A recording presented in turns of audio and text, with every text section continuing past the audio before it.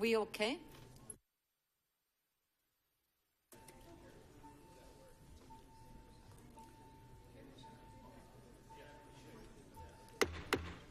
This meeting is resumed.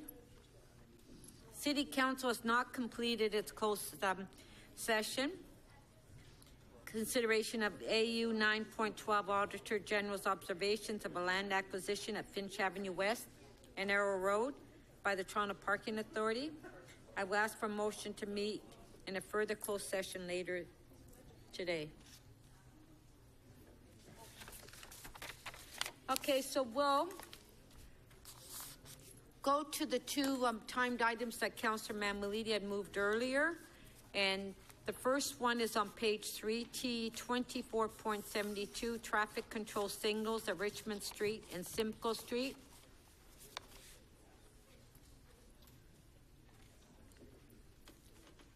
Do we have any questions? Richmond and Simcoe.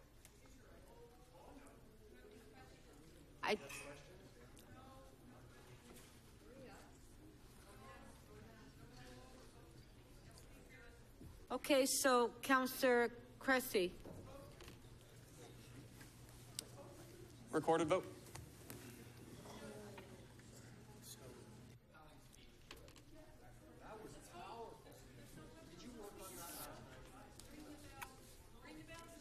Okay, please, Councillor Carroll. You don't have to tell me to ring the bells. Okay. Thank you. Thank you. Okay, recorded vote. We're voting on page 3, TE 24.72, traffic control signals.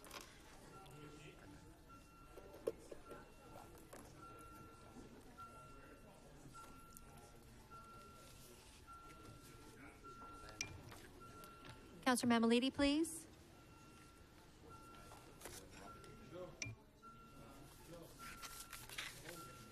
Councillor DiCiano and Councillor Crawford, please.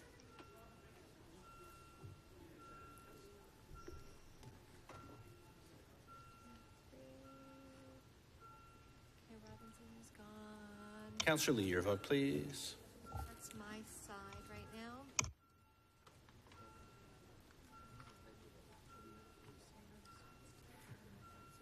Mine too. The item is adopted 33-2.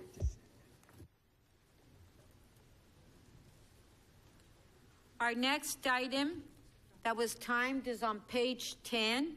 Members' motion MM 31.1. Councillor Matlow held it down. Councillor Mammoliti had an intro. Do we have questions to staff? Okay. Councillor Mammoliti, questions to staff. We have done something similar in the. Councillor Bailao, please. We've done similar similar approach in the past with the 1 cent gas recoup or gas going to our municipality. We've taken on a campaign that way, have we not? To the city manager? Is that the question to the city manager? I don't know who can answer it, but I don't know. I know that we've done it. I just want verification. You know. It is my recollection that that's been undertaken, yes. And was it successful? I think it was successful. The campaign, in your opinion, was successful as a city? I don't think that my opinion is especially relevant on this, and I'm not in a position to say whether or not it was successful. I am in a position to say that the province did provide consideration to the council request. Just consideration, or they actually gave us the 1 cent?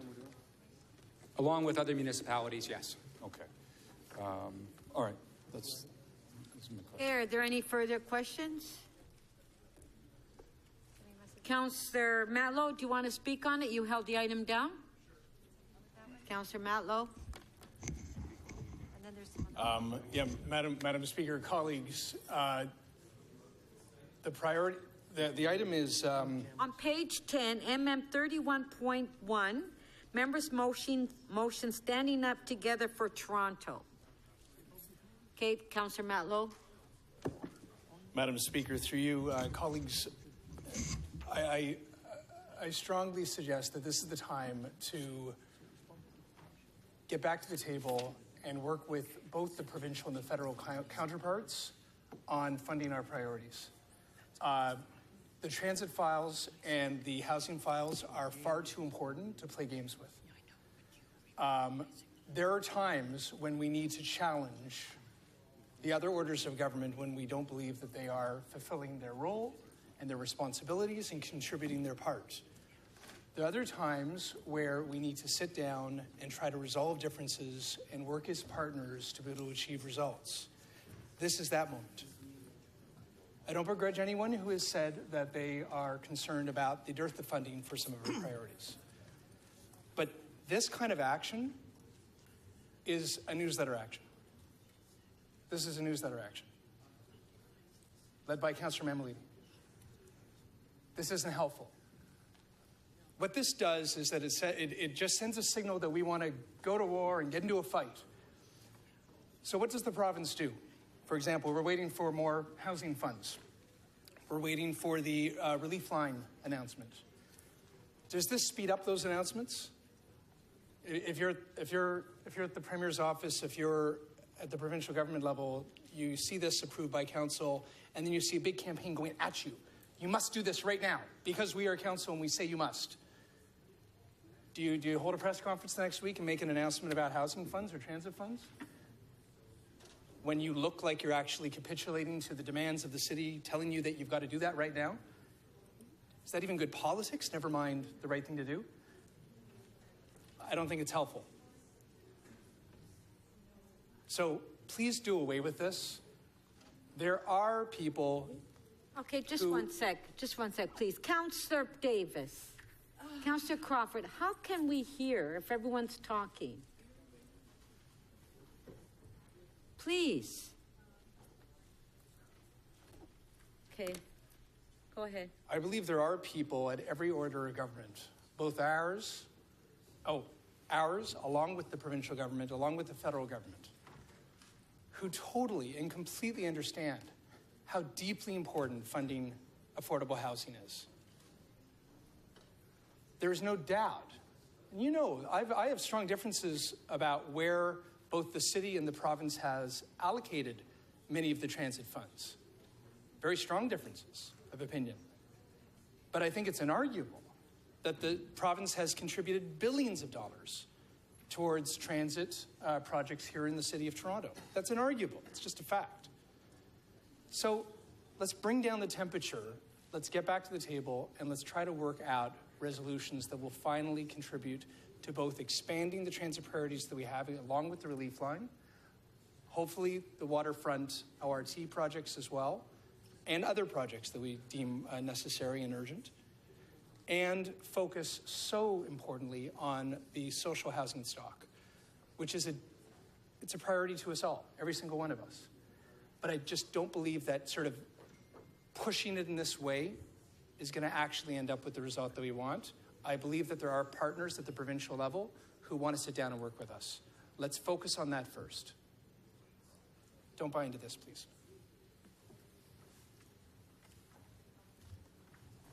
Thank you.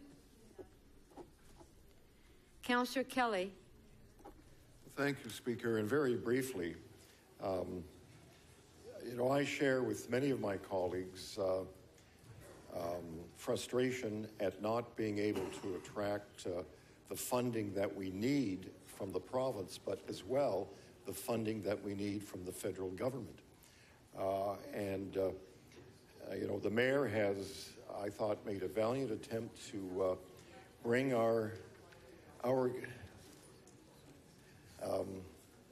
wish list to the attention of the other two orders of government, and to a degree, Speaker, and I agree with Councillor Matlow, the two other orders of government have been generous, but they haven't given us the amounts, frankly, that we need, that we require to implement a social housing and transit strategy on a strategic way. So we should continue working with them. This is a very rude, frankly, crude way of expressing ourselves to the other two orders of government, and I would have hoped that we would be a little more sophisticated in our approach than what you see on paper in front of us today. Well said. Well said. Thank you. I would really appreciate counselors and staff that are back here speaking. I cannot hear.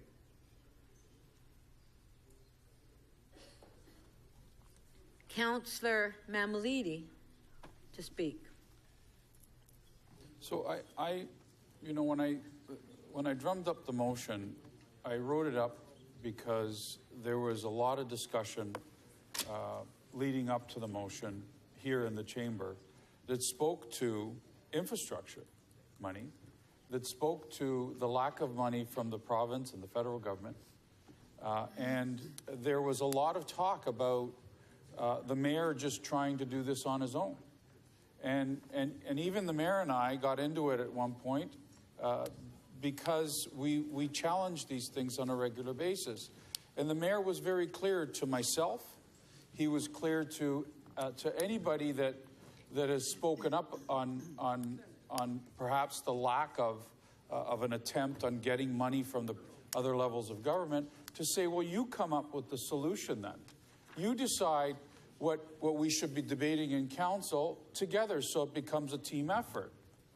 And that's what I'm trying to do here. I'm trying to say that the City of Toronto, like we did with the gas tax, deserves a little bit more through a campaign. And I'm not suggesting how to run that campaign. I'm not doing that. I'm asking staff to come back and suggest it for us. So how do they see it? What do they think that we should do? And how similar can it be to the 1 cent tax campaign that we did? That's what my motion says. It says, let's do it as a team. Let's not do it just as the mayor going out and doing his best to get the money we need for the infrastructure money and housing, quite frankly.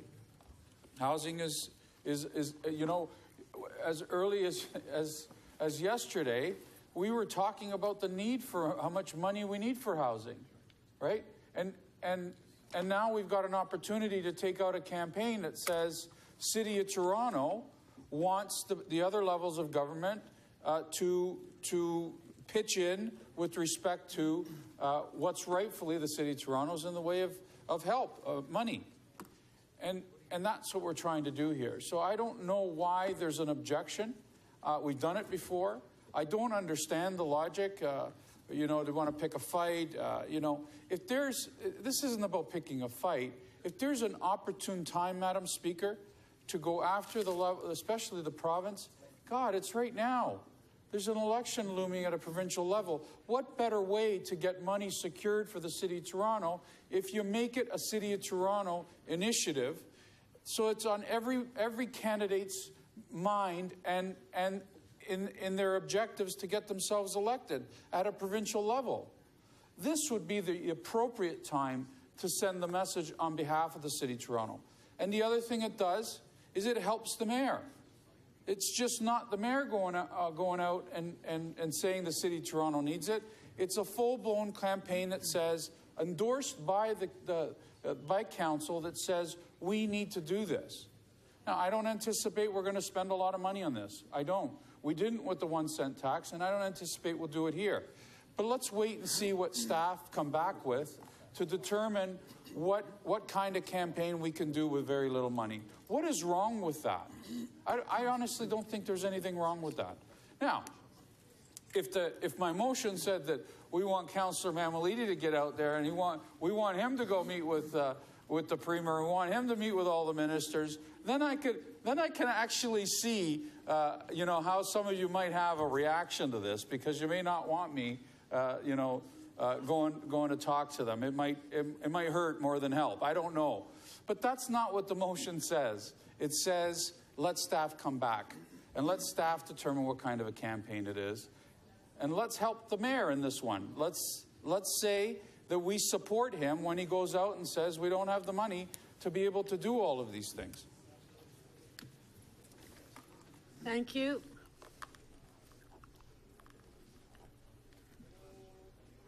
Councillor Campbell? Thank you, Madam Speaker. Although I like the initiative, I think that any message that we prepare and issue to the provincial government will largely fall on deaf ears, principally because we are in an election mode.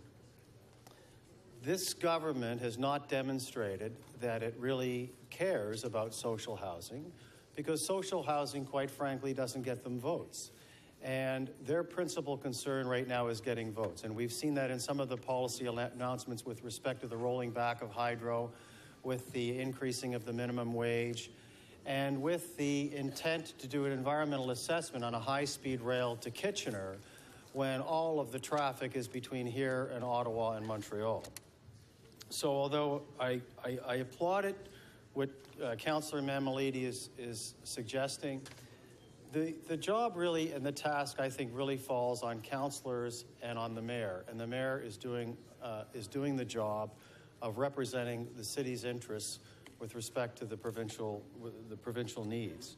I don't think I want to see staff time devoted to a campaign that's going to try to convince a desperate Liberal government to start funneling more money or money to Toronto with this provincial campaign coming. And yes, Councillor Matlow did say that they've provided lots of money for transit, and that certainly is true. But I mean, it's our money that they're spending. It's taxpayers' money that they're spending, and they should be investing in this in transit in Toronto and all across Ontario. So I think the intention is good. I'm not going to support it. I think the tactics are wrong, and I think the audience wouldn't be listening.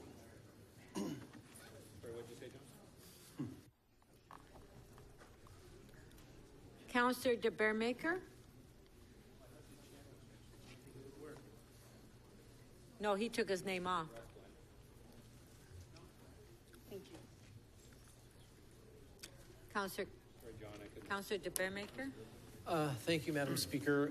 I'm rising to simply stand and ask my colleagues to support the motion put forward by Councillor Mammoliti and Councillor Fragedakis. Sorry, Mary. Must be, I don't know what that, I must have just had peanut butter or something. You could probably speak to Bearmaker. But certainly on my now 14th year into this, being a city councillor, I think our municipal government has run campaigns to ask the federal and provincial government for additional funding and for additional help since I was elected 14 years ago. So I don't see that there's anything nefarious. I don't see this as a poison pill. I don't see that this will be seen as an insult to the provincial government. In fact, I think the provincial or federal governments would actually be surprised if we weren't asking for money. I can't imagine a day when perhaps down in the Donlands, at the mouth of the Don River, the Prime Minister of Canada, the Premier of Ontario, and the Mayor of our city got together, and there were no demands from the City of Toronto. There were no requests for financial assistance or help in any way. I have found, while not every campaign has been successful, the 1 cent campaign, for example, we were given packages and emails and a media strategy. We were told to tweet things out and to send out email blasts. I was out in Calgary at a FCM conference handing out 1 cent now flyers to other municipal councillors across this nation. So to think that this request and this member's motion is somehow different than what we've done for the last decade and probably the decade before I got elected isn't really that unusual. When I look at the Transit City Plan for one of the transit cities under the Miller government, of which I was a member of, we started with no money. One of the criticisms of Adam Giambrone and Mayor Miller at the time was, you've got a plan and you've got no money. This is nothing but make-believe. This is a bunch of crayons and paper, and you've just created something that has no relevancy whatsoever. but we did campaign. We did ask the provincial government for funding, and at one point, the provincial government agreed to give us $12 billion to fund that project. So you've got to start somewhere. Somewhere is when you've got nothing in your pockets and no money in your hand, but you say to another order of government that has the access to revenues that we don't, you know what? We think there are really important needs for the people of Toronto that complement the goals and objectives of the federal and provincial governments, and we think we should be partners. We should be doing this together. So the 1 cent campaign, for example, was never adopted by the federal government, but we did get more money from the federal government. We had the announcement from the Prime Minister, the Premier, and our Mayor down at the mouth of the Don River, saying that we're going to allocate some $1.2 billion to do an extraordinary project down in the Portlands. That started certainly before I got elected. So I would urge members of council to continue in the tradition of doing the job that we were elected to do, and that is to advocate for the people of Toronto to make sure that they get their fair share of the federal and provincial pots as we move forward building this great city of ours. So I would again encourage our members of council to support the recommendation. And let's march forward and see what we might get in terms of assistance from the federal and provincial governments. Thank you. Thank you. Deputy Mayor Minnan-Wong. Yes, thank you, Madam Chair. I'm going to say something I don't say very often in this chamber. Councillor Mammoliti is right. Say it again. Councillor Mammoliti is right. Where is he? So I think we should be doing this for a number of reasons. Firstly, Councillor Campbell is also correct that the Liberals are desperate because they see themselves on the wrong end of an election coming up. And this is the time to launch a campaign against them and to try and get as much money as we can out of that government. I would say this. Members in this chamber spend hours upon hours burning brain cells I wouldn't even begin to count, drafting all these motions, asking the provincial government to do this and asking the provincial government to do that. And then what do? We put it on the clerk's office to send a letter that the minister never reads, the Premier Wynne never reads. And we pat ourselves on the back for getting that through council. And pretty much we've wasted the time of this council, and we wasted the time of everybody who's been a part of it. We are now at a time, this time doesn't come along very often. It comes along once every 4 years or so. No. And if a government's on its way to re-election, then they will continue to not listen generally, or not listen as well to those cries for money that's desperately needed. But the City of Toronto is a place where this government desperately needs to win. And to win, they have to help the very residents that they want their support from. The problem that we have right now is they're not listening. And so we should do everything that we can to make them listen at the very time when they're motivated to listen the most. It's very easy to understand. They want to get, Liberals more than anything else, want to get reelected. And so now's the time to push them to give us the funding that we need to properly fund the programs and the infrastructure in the city. So that's why we should support this motion. Thank you.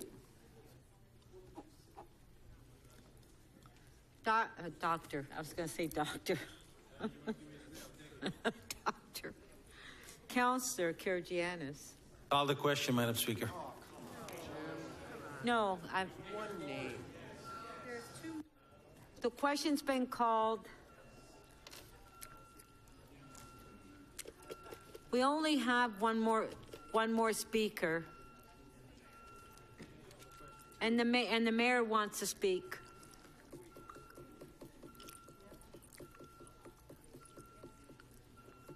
Councillor. So there's only two more.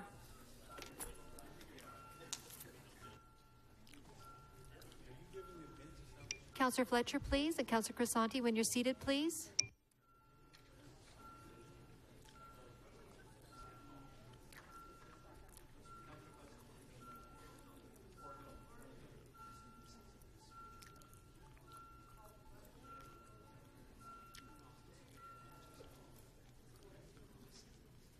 The motion does not carry. The vote is 11 to 23. Councillor Perks.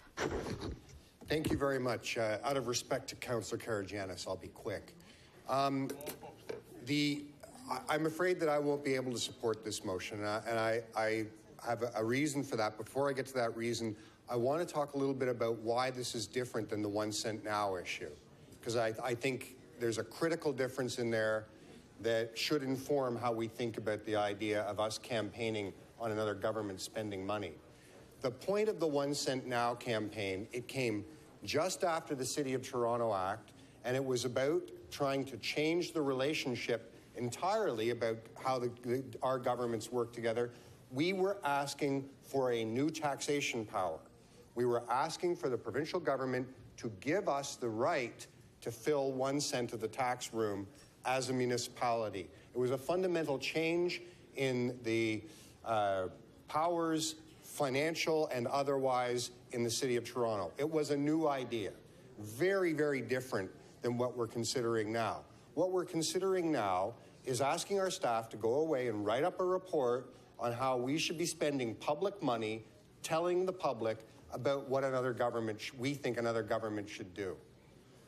One of the things Councillor Holyday is fond of saying, and it's unfortunate he's not in the room, is a lesson he learned from his dad, who many of us served with, is the one thing you don't want to do is collect public money to spend on a program that opposes another program funded by public money. You should never have public money fighting itself. It's a complete waste of a very scarce resource. Having two governments spending money on an air war, battling each other, funded by the very scarce and precious dollars that we're able to collect through taxes and fees, when we have real meaningful challenges that, as of yet, we're not sure we can fund, is, to my mind, the height of disrespect for the public purse and for good governance. Many of us disagree on how big government should be and what things government should do. But one thing I think we would all agree on is that we don't collect revenues for the sake of running propaganda wars against other orders of government. It's a really bad use of public money, but more than that, it contributes to the cynicism that people have about what governments do. We're all supposed to be representing people. We're not supposed to be thinking of ourselves as an independent entity going to war with another independent entity. We're both of us, the province and the federal government and the City of Toronto, all supposed to be serving the same people.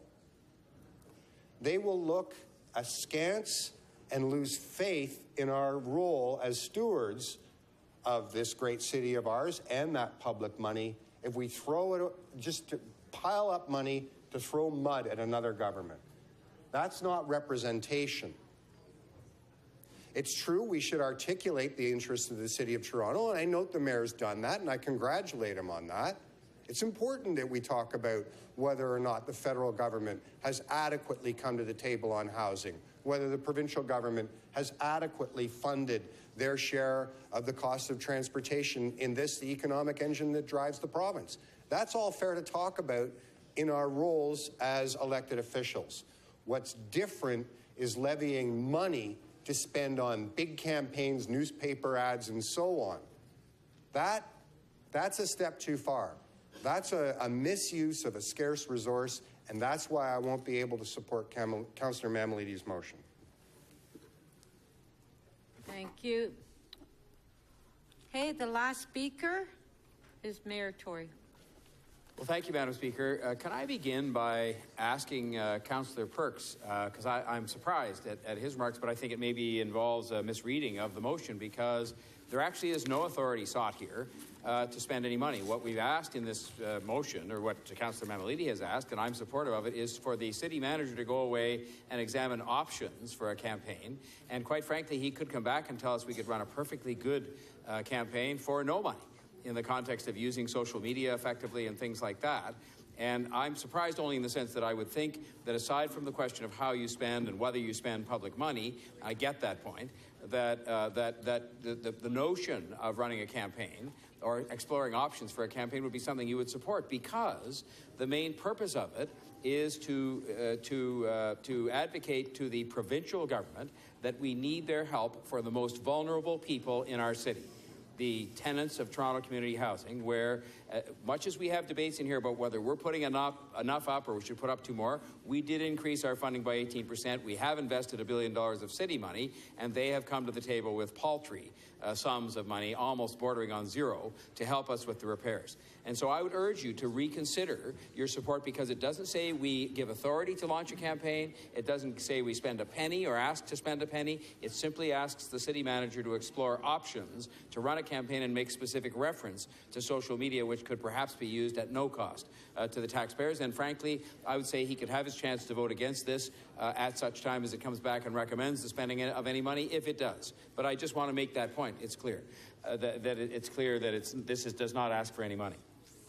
With respect to the first speech that was made here by the councillor for Ward 22, through you, Madam Speaker, I would only say that he, and I think it was repeated subsequent to what he said, is that this is some kind of a campaign aimed at 2 levels of government. That's actually factually incorrect. It's aimed at 1, because you did say that. We could check the record if you wish.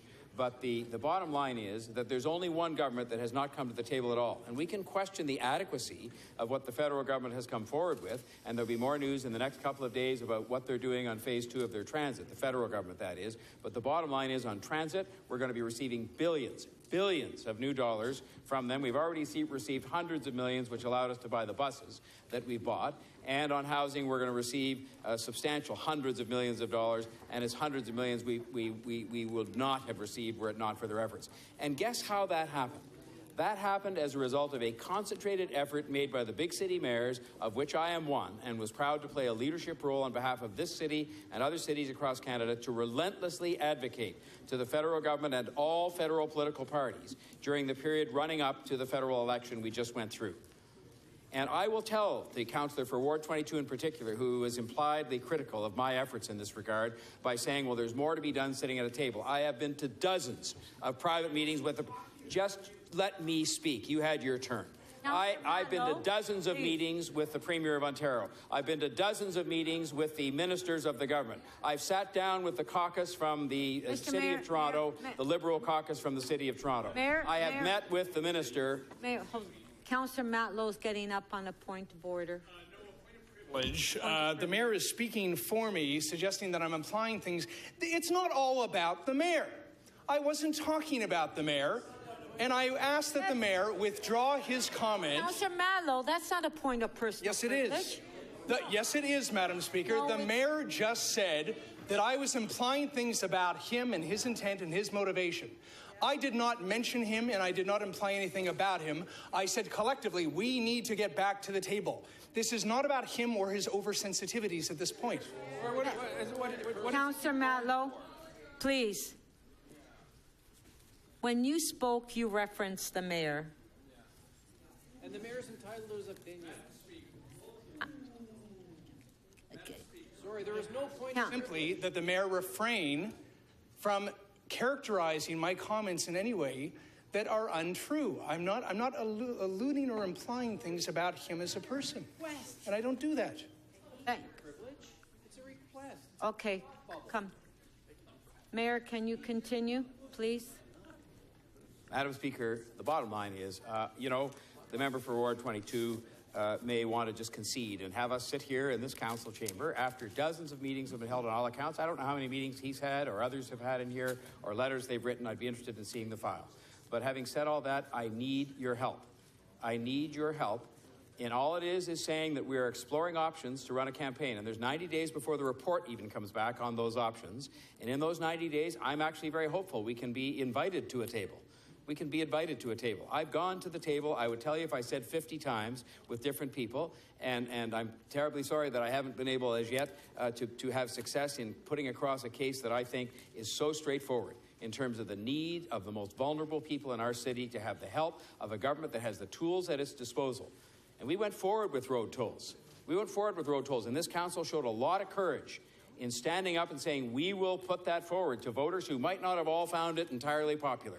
And I did that. I led on that with the strong public and private encouragement of the Premier of this province and other people. And then they pulled the rug out from underneath this city in terms of our own self-determination and to appease, frankly, the 905 and for political purposes. And we could have solved a lot of these problems if we'd had access to that money and, quite frankly, been accountable for it as a city council that was, for the first time in years, being prepared to stand up and be responsible for our actions, be accountable, and collect the money we need. And I'm now saying that a motion not moved by me, but by Councillor Mammoliti, that says we explore options for a campaign that can go forward and inform the public better about the fact that these tenants, after an investment of $1 billion of money derived by the City of Toronto and some money now to come from the federal government, needs the partnership of the province of Ontario to move forward and do what is right, and to do it the right way, which is not to do it through property taxation alone, because property taxes weren't meant for that. And if it means, quite frankly, that we need a new deal, then the campaign might say so.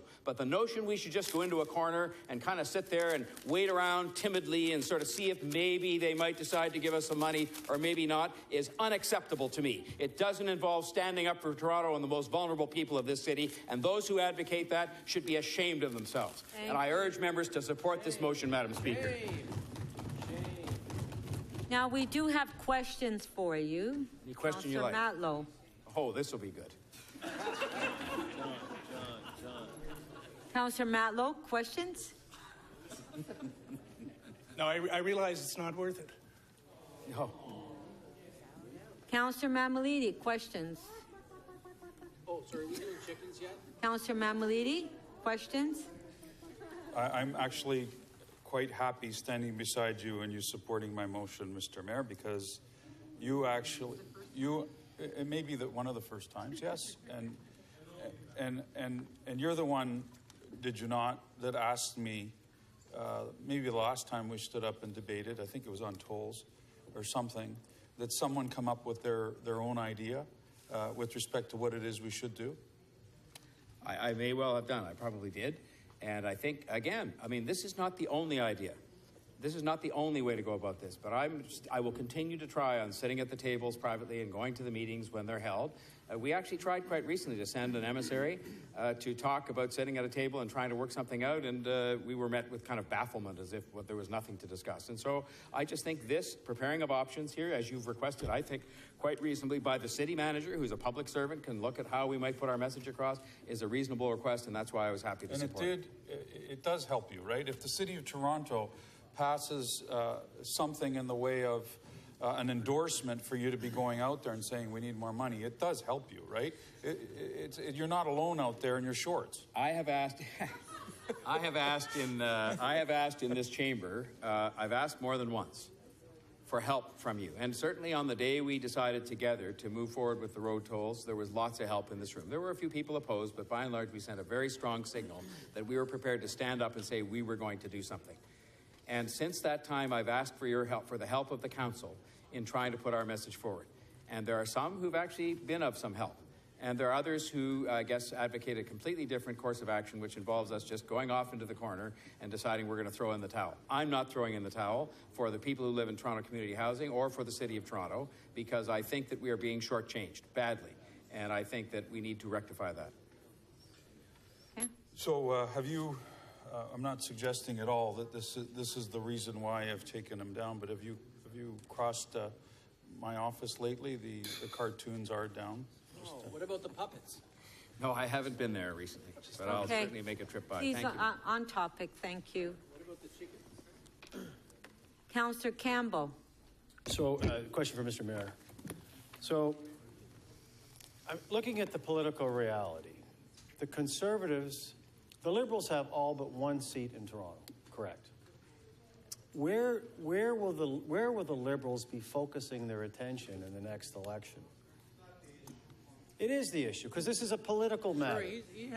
I guess I want to ask you, just from a political standpoint, what if you think that this will get traction given the political reality that the Conservatives have the Liberals have all but one seat in Toronto. Well, I guess I'm unique in the position in this room of having been a provincial party leader, and I can assure you that one of the things you have to do is, yes, you have to focus on areas where you currently have strength, but you have to focus on that in the sense you need to preserve those seats to have a chance to stay in government or get to government.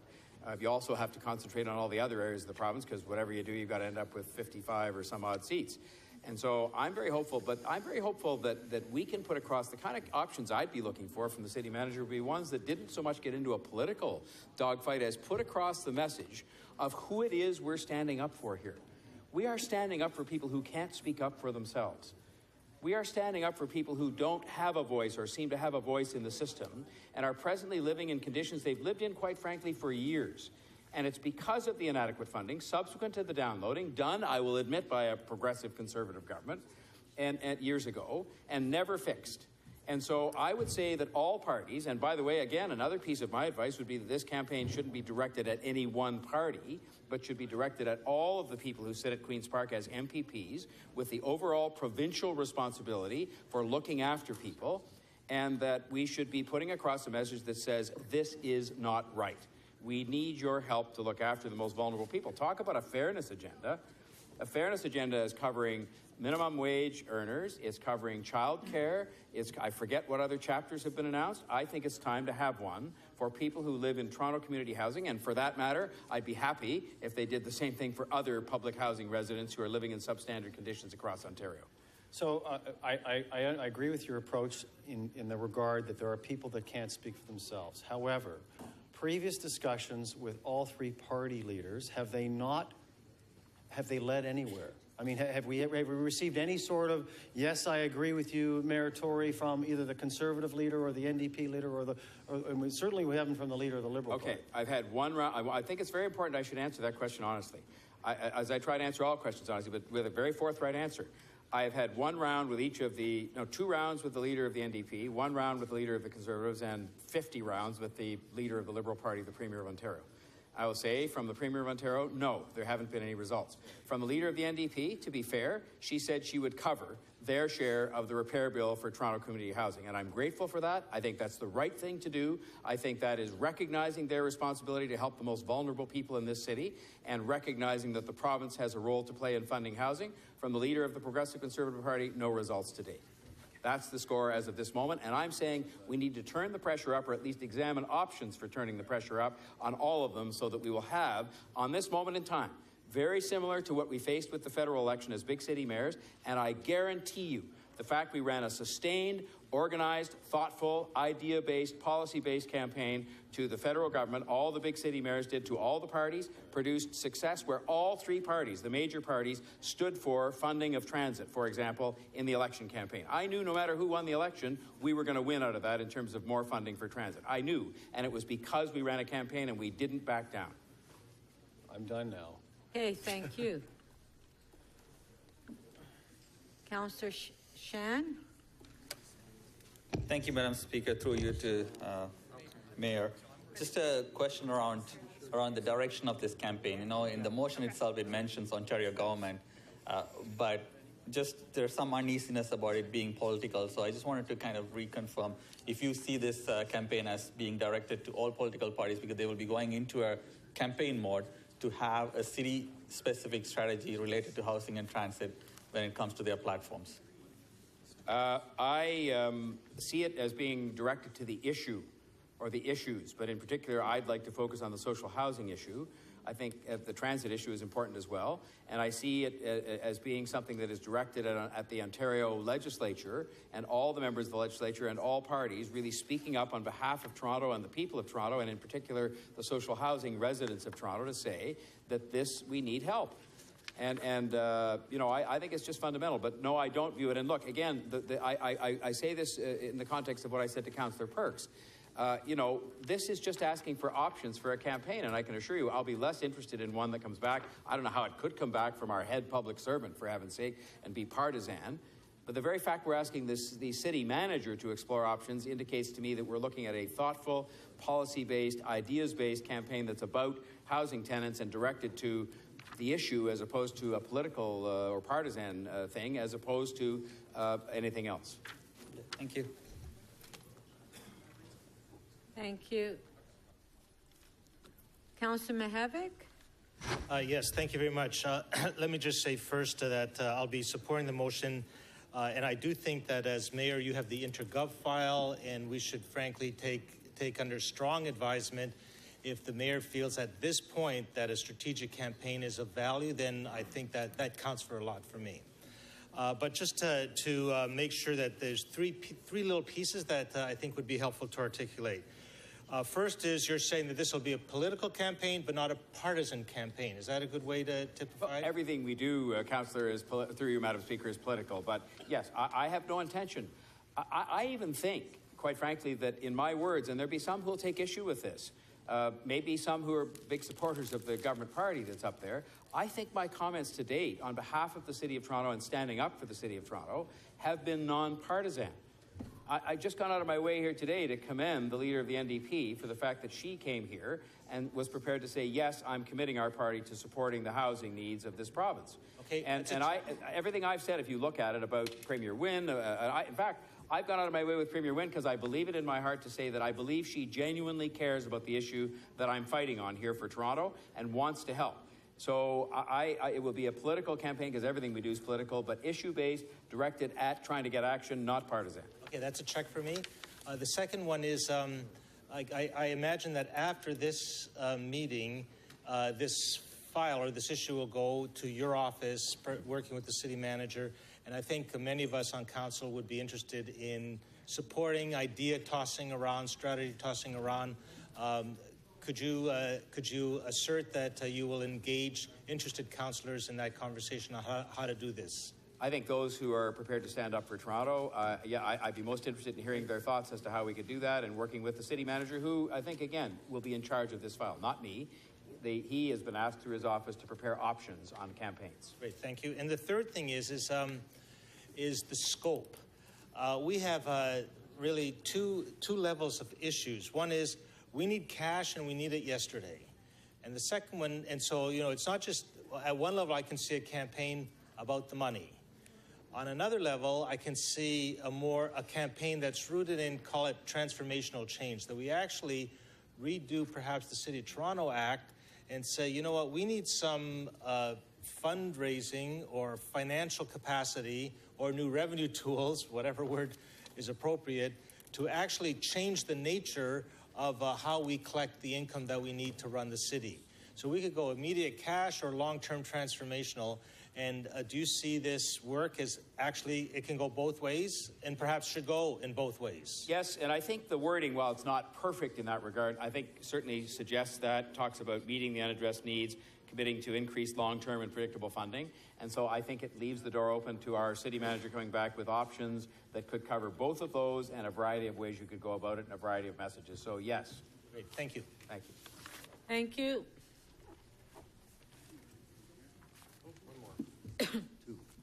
Councillor Karygiannis? Thank you, Madam Speaker, and thank you for not calling me a doctor. Some people might want me to be a doctor. Through you to the mayor. Mr. Mayor, you realize that the NDP coming forward and, to their credit, saying that we'll support this. Their opportunity to be in government is very slim. The other two parties that actually have a shot. It's funny, Madam Speaker, that I got an echo behind me from the NDP individual, and from the other side, also NDP. It's not a prediction. That only happened once by mistake. But my question for you to the mayor is, we didn't get a commitment from either of the other two parties that has a shot either forming the government again, being returned to government, or forming the government again. Am I correct?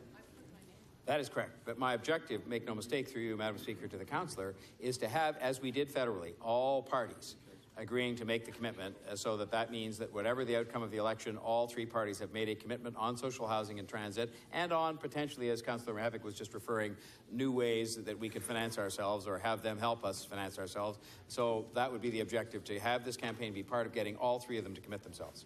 And certainly you've launched campaigns before on your own. You've written letters to the province that you've asked us to tag on, even without the consultation of this council.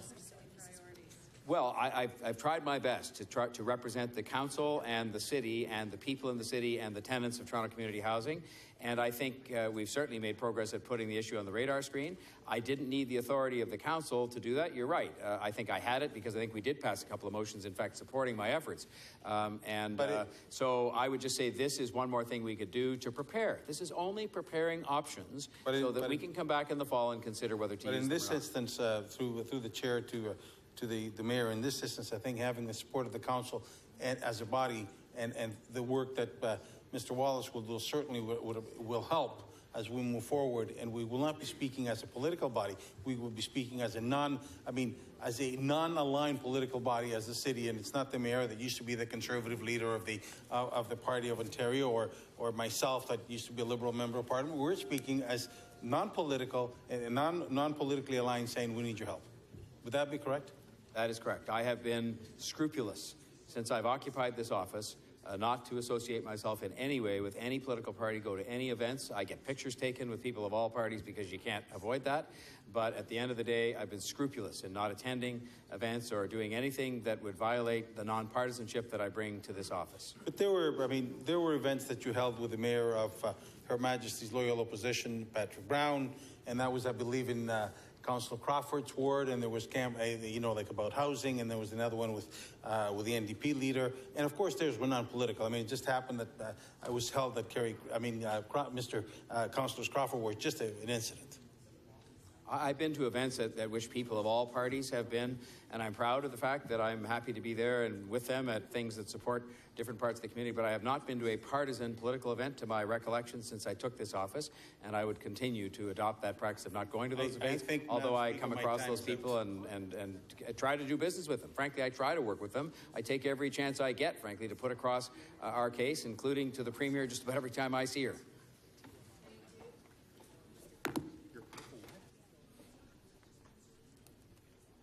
Councillor Davis? Mr. Mayor, the actual motion before us does not talk about political parties. It just talks about the Ontario government. Would you be willing to either amend or allow me to speak and table the amendment to replace the Ontario government with all provincial political parties? That's my first question. I would, but it's not my motion. I think that you could agree. No, well, Councillor Davis, the mayor was the last speaker, and I did say the mayor is the last speaker. You didn't put your name up, so no, you cannot speak. I'm sorry. I'm sorry. Those are the rules. Speaker. Okay. If it is the will of the House. No, I made a ruling. If it is the will of Council. Unanimous consent. To allow an additional speaker. No. To table a motion. No, you'd have to challenge the chair. No, it's not even challenge. Councillor Davis, you just please ask your question to the mayor. Well, I could support this if it was broader than what is before us. I'm sorry. You should have put your name down before. The difficulty with this is that it is not dedicated to look at all political parties and call on them to do that. So, I don't know what else to say, frankly. The other part I would have asked, there were many people who will say the best campaign for any politician is to point fingers at other levels of government. And through leading to your re-election campaign, this says that you would lead a task force and lead this campaign. And I guess there's some of us who think that that might be quite put you at a good advantage going into a next campaign. And I'm wondering whether or not you believe a task force is something that you would support. What is a task force that you would lead? First of all, this is, of course, not my motion. I understand and that. Secondly, I would say if you look at the wording of it, it talks about the feasibility of striking a mayor's task force. If you said to me, if it was of concern to people that I might lead this campaign and lead this task force and use it for somehow to facilitate my own interests, I'm happy to see it not happen. and it'll come back here. In any event, it just says, would they please examine the feasibility of this and come back and report on it? To be quite frank, I'm not overconfident, but I don't think a task force on this is really going to make much of a difference in whether I get reelected or not. I'm prepared to roll the dice and do without a task force if that's going to make people feel better. But I don't even know that they'd come back and recommend one. We're asking the manager, the city manager, a public servant, to look at whether a mayor's task force led by the mayor, who happens to be me at the moment, would be helpful in advancing our cause. That's the way I look at it. But if they say no, or you say no, fine by me. Okay. So, Speaker, I guess there is no way at this point to amend this unless the mover of the motion were willing to amend it. I don't know if that's possible. But I think that what the mayor's answers are not reflected in what is before us. So I just wonder, there's got to be some way that this chamber, this body, could consider some kind of an amendment at this point. I would say, by the way, Madam Speaker, one more thing I forgot, just I'm not that sure there's a question. I'm sure there was a question mark at the end of that sentence. That a task force implies, by the way, more than one person. So it could be there'd be 3 members of this council, representative of whatever, that would do this together as opposed to the mayor doing it alone. But as I say, I don't really care. The task force, if it was deemed to be helpful to the city and to the tenants of TCHC, terrific. And if not, terrific. No, I'm not talking about the task force. I'm talking about an amendment to recommendation 1 that would call on all political parties instead of the Government of Ontario. And Mr. Mayor, maybe finally, there will be people who will say the city has not done everything it can do. And the provincial government has said as well that we have not exercised and used our taxation to the fullest. And I guess I'm wondering, and I've asked you this before, are you prepared to increase property taxes higher than the rate of inflation and the 2% that you've stuck to in order that we can stand up and say we've done our Davis, share? that's not even on the topic. I'm sorry. Madam Speaker, no, I'm delighted to answer that question, because with keeping property taxes at the rate of inflation, we have nonetheless found ways, not all through property tax revenues, in which we, the City of Toronto, and you as a member of this council, have proudly and properly put up $1 billion towards these repairs so far. And that has been done without an 18% increase this year to the Toronto Community Housing and a capital budget, as you know, that they're not even able to spend all of it this year. It's $250 million plus, all from city-derived funds. We're responsible for it all, however it got derived. And so I'm proud to say, actually, that we've been able to do both. And I know that you think it's impossible to actually put money where your priorities are, including in Toronto Community Housing repair, without massive increase in property taxes. You and I just respectfully disagree on that. And we've actually put up $250 million of city-derived money and brought about an 18% increase in the operating funding of TCHC this year. No. Oh, no, and there's probably one from your neighbor. I can't wait to hear that one. Thank you. Your time's up, Councillor Davis. Your time was up. And what is your point of privilege? What is your point of privilege? That the mayor once again made some remarks and characterized my participation here in a way that was not accurate. Councillor Davis, please.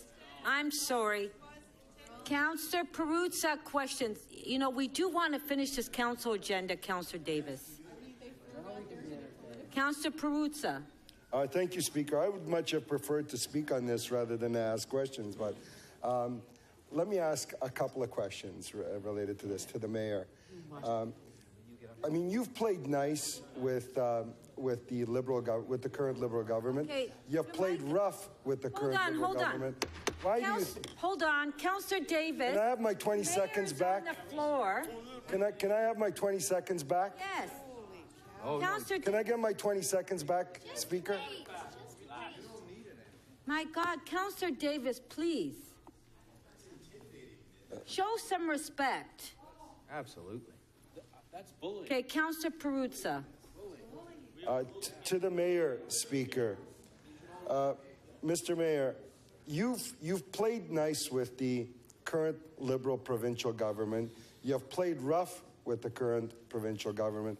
Why do you think you have been unsuccessful in bringing into the table and providing funding for housing, for transit, and other city priorities?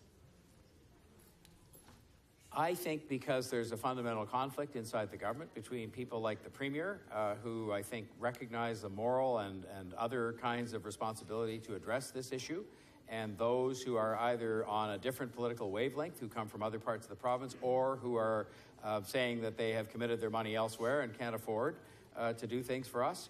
And I think they're caught in a circumstance where this is a historic problem that they inherited, quite frankly, and they inherited going all the way back to the downloading without any money for repairs. And now you have 2 of 3 governments that have stepped up. The federal government has stepped up, not as much as might be the case to provide for a full third. We have stepped up big time and put up the third and actually invested it, or are in the process of doing so. But I think it's as simple as that. And I think in the end, we need to keep the pressure on, because I believe that with the leadership of the Premier and where her heart is and her mind on this, they will come to the correct conclusion.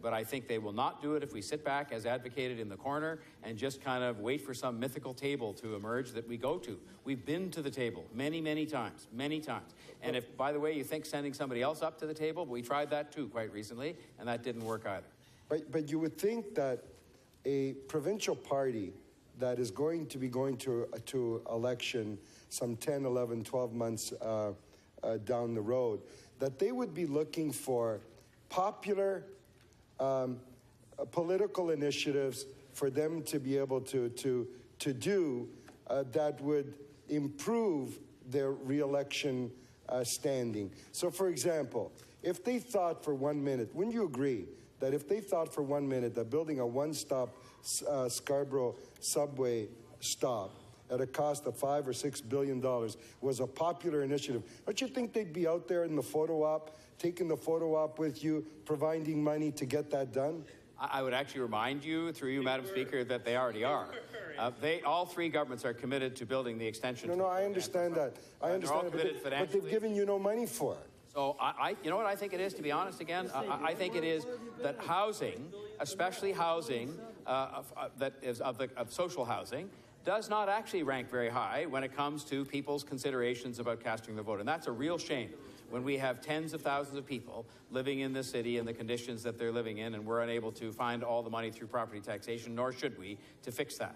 And so I think that's what it is. I'm actually trying through I agree with you. Councillor Pruitt, stop interrupting. I'm actually trying through my efforts, Madam Speaker, and through examining options for a campaign, which is all this asks to do, to see if we can make it more of an issue, so that maybe all of those provincial political parties will feel that this should be near the top of the list, in addition to other commitments they've already made on the subway extension and other things, to say, you know what, it actually is, when you want to talk about fairness, the right thing to do, to have the province and the federal government and the city all together saying, we together are going to do something that hasn't been done for decades, invest in that housing, bring it up to a proper standard, and then maintain it at a proper standard going forward. And so that's what this is all about.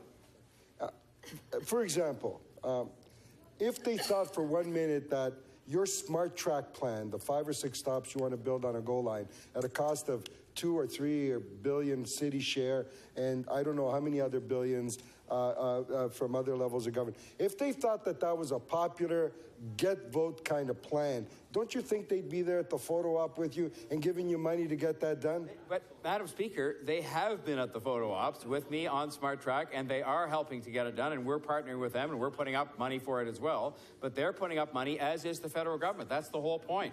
There are projects, and by the way, Councillor Matlow earlier on referred to the fact that they'd put billions into Toronto. Every speech I have made, without exception, and I'm now going to fulfill it for today, I have acknowledged the billions they put in the past, or for projects that are presently under construction. This is about the future. This is about the future of TCHC residents who are living in substandard accommodation, and this is about the future transit projects we have to continue to build in this city, because we've stopped too many times before as the city has continued to grow. So they have actually partnered with us. They continue to partner with us, and they do show up. In fact, half the photo ops are their photo ops that I go to. And we go there together to say we're working together, as we did in the Portlands last week. That's a good example of where governments can work together to move things forward. I'm just saying, let's apply the same thing to Toronto community housing. That was your last... There are people who really deserve our collective support as government. That was your last to help them question. get out of the situation they're in. Okay, on the item, recorded vote.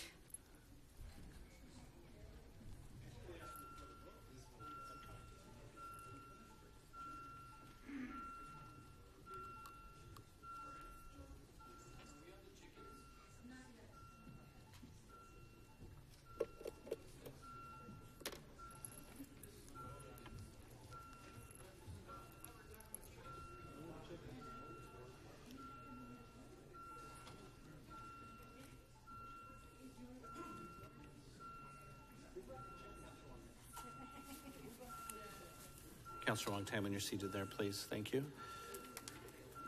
Councillor McMahon, your vote, please.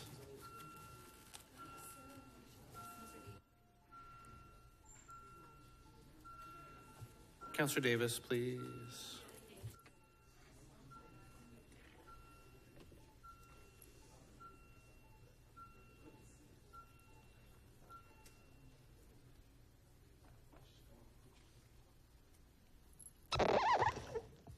The motion carries 30-9. Okay.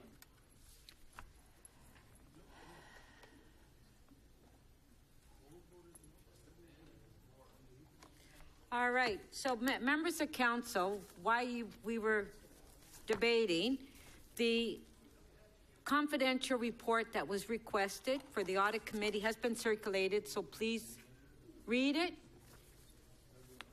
It's there, but it's just I want to make sure that people read it, because I don't want to go on camera and members of council say I haven't had a chance to read it.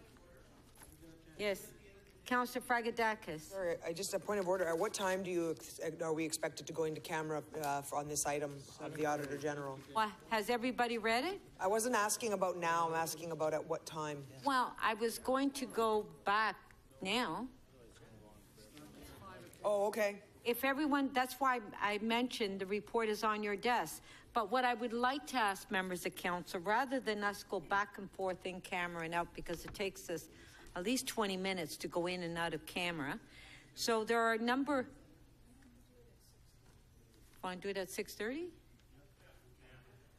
We'll go in camera at 6:30? Okay, but what I need to know from members of council, though, there are a number of items that were held down.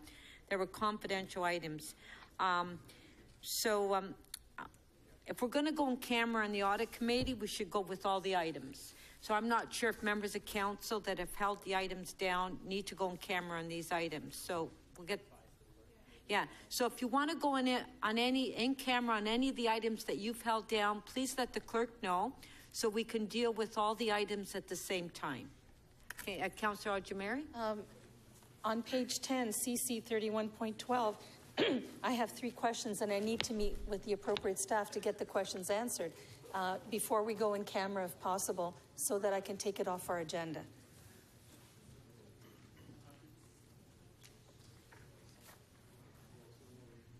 Yeah, okay, yeah.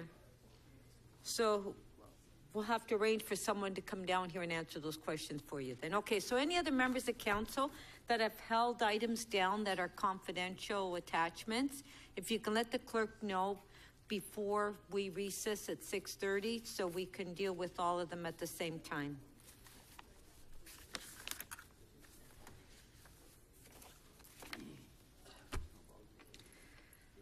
So we'll go to the top of the, we'll just go to the top of the agenda? Right, okay. Page 3, EX 26.1, Councillor Cressy. Oh, that's time for tomorrow? Oh, okay, sorry. We're going, that's time for tomorrow. EX 26.10, which is a Lakeshore Arena, the AGM. Councillor Perks, you held the item down. Do you have questions to staff? Yes, I do. Okay. Questions? So, hold on. Let me just see who's here to answer your questions. I don't know who, city manager's Who's here office, to answer the questions for the Lakeshore Arena? Okay, yes. Okay, go ahead. Okay. So I'm just trying to refresh my memory on some of the details here. There are a couple of pieces of debt that are out there, some with the city, some with Infrastructure Ontario. Could you just run down what those are for me, please?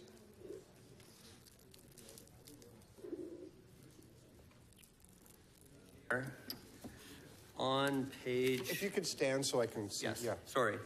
Through the chair, on page 8 of 10 of 26.10, it lays out the loans payable. There is a fixed amount to VersaBank for $19.2 million at 5.23%, maturing October 31st of this year. There is a general loan to the city, which is interest only at a variable rate of 3%. That is being refinanced with Infrastructure Ontario currently. There is a sustainable energy plan financing loan of $207,000, and there's a City of Toronto energy retrofit loan of $500,000 that is paid off at $100,000 a year. So with the refinancing to Infrastructure Ontario, does the city still ultimately, wind up backstopping that? It becomes our responsibility in the event of everyone else failing. Yes, through the chair, the city has guaranteed that loan, and part of that loan was also that they would refinance the loan that's coming due October 31st. And we will be on the hook for that, ultimately on the hook for that as well. The city is on the hook. The city is also the sole shareholder of Lakeshore Arena Corporation. Okay, thank you. Now, in terms of Lakeshore Arena, my understanding is you sit on their board and monitor their finances. Is the Lakeshore Arena, last year, did it break even?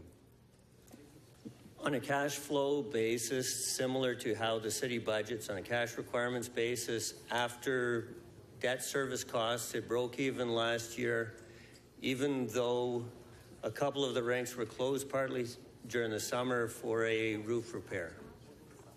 Sorry, I'm not sure I understood. Did it, not on a cash basis, but on a full accrual accounting basis, did it or did it not break even? On a full accrual accounting basis, it is not breaking even in that it's not covering its amortization costs. It's not covering its amortization which costs. are non-cash costs. Yes, I understand that. Thank you.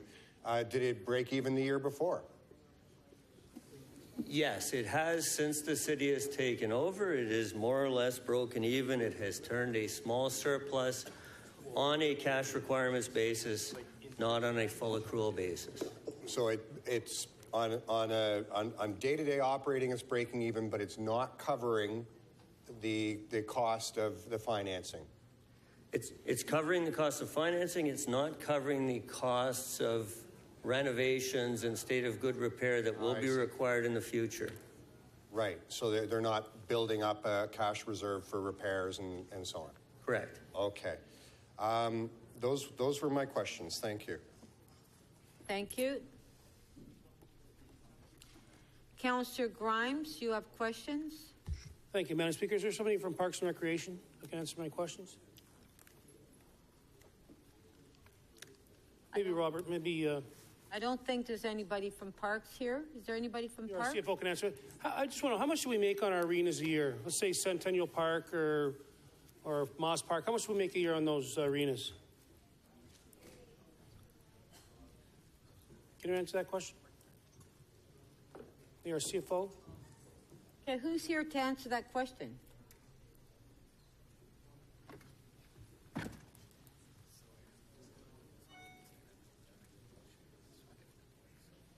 Maybe Jim Hart can answer that question. Hello, is there anybody here to answer that question?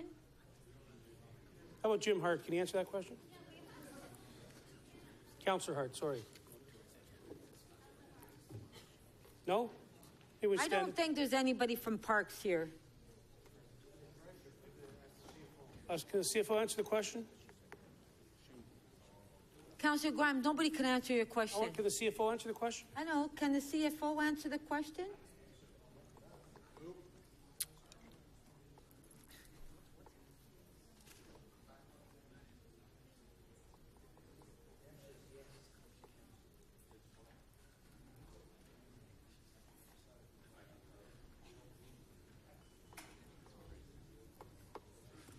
Juliana,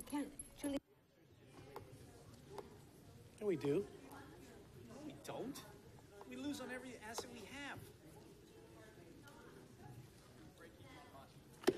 So through you, Madam Speaker, the question, if I understand it correctly, is you want to know on just the arena boards or all arenas? Let's take Mimico Arena, Moss Park Arena. I don't have information for the individual arenas. How much money do we make on the arenas a year? Okay, hold on. Councillor Grimes, we have Parks here. Oh, there you go. Okay. Ask the question to Parks. It's basically break Okay, through the Speaker, sorry, can you repeat the question? I just want to know, there was a question on the MasterCard Center, Lakeshore Lions Arena, it's called the MasterCard Center now. that it's breaking even. How much do we make on Memco Arena a year, Moss Park? How much do we make on our parks, on our arenas a year? Well, Moss Park, separate from the arena boards, which are a separate budget item, each arena is different, but we roughly break even on the direct operating costs. So on an average, all the arenas the city owns, we break even. That's what they're there for, right? I would agree with that, yes. Great. So we're not making money on arenas. Certainly not making money, no. And I guess Dan is our last question. So the Lakeshore Lions Arena, now the MasterCard Center, I know you're very involved in the board. How do you see things heading now? The city's taking it over. It's taken a couple of years to get the new board in place. How do you see us moving forward from here? Through the speaker, I'm actually going to ask Anne Wilsoy to answer the question. She's currently sitting on the board. Oh, wait a second. Maybe Councillor Perks may come back in here. Is he around? Oh, I guess he doesn't care. Oh, go ahead. The board was able to stabilize the operations. The city contributed a share capital infusion of $8.1 million last year, which turned the deficit into the surplus. The arena makes a lot of money. However, it has a large debt load, $31 million as it stands right now, and because of the debt service amounts, it's losing money on paper. So this arena makes a lot of money. It's just because the debt. Yes, if it was debt-free, it would have contributed over $5 million to the city since city took it over. Oh, that's great. Where's Councillor Perks? Is he around? No, maybe not. Okay, those are my questions. Thank you.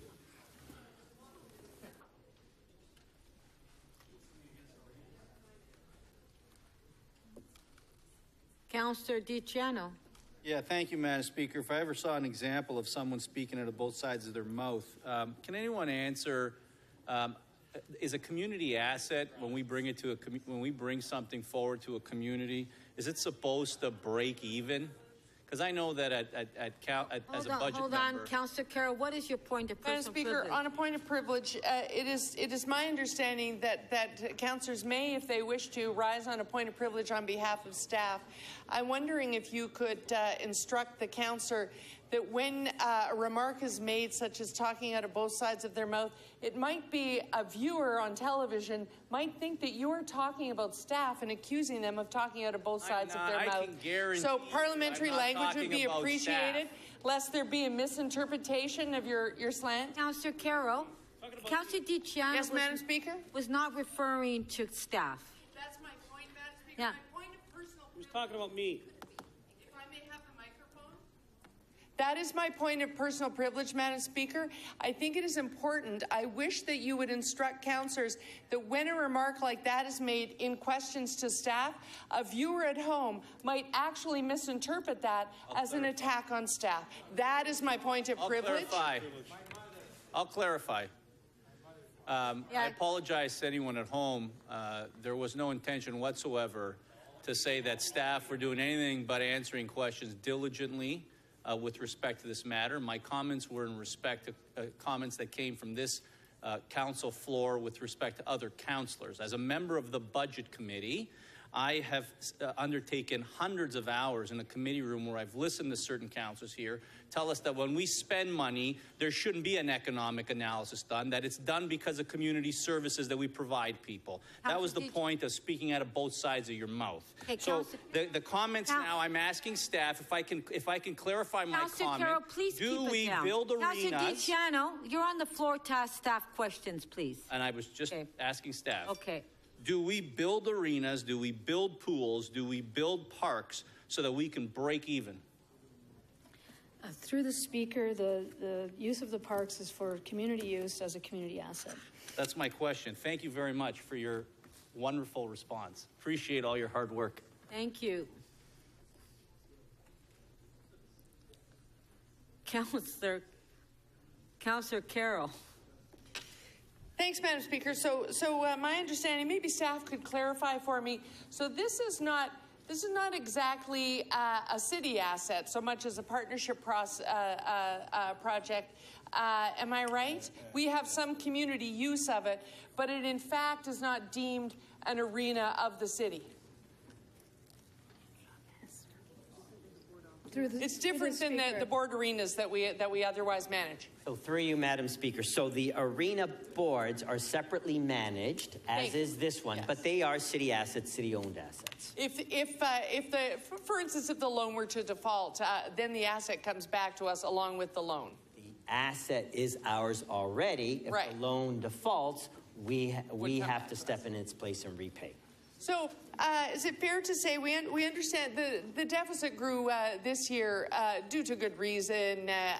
There was a roofing issue and some improvements done. That's all well and truly outlined in the audited financial statements. So the question is this. We do see a sort of a trend there, and even if we subtract the roof report, we see a bit of a trend. We're still booking deficits owing to the loan repayment.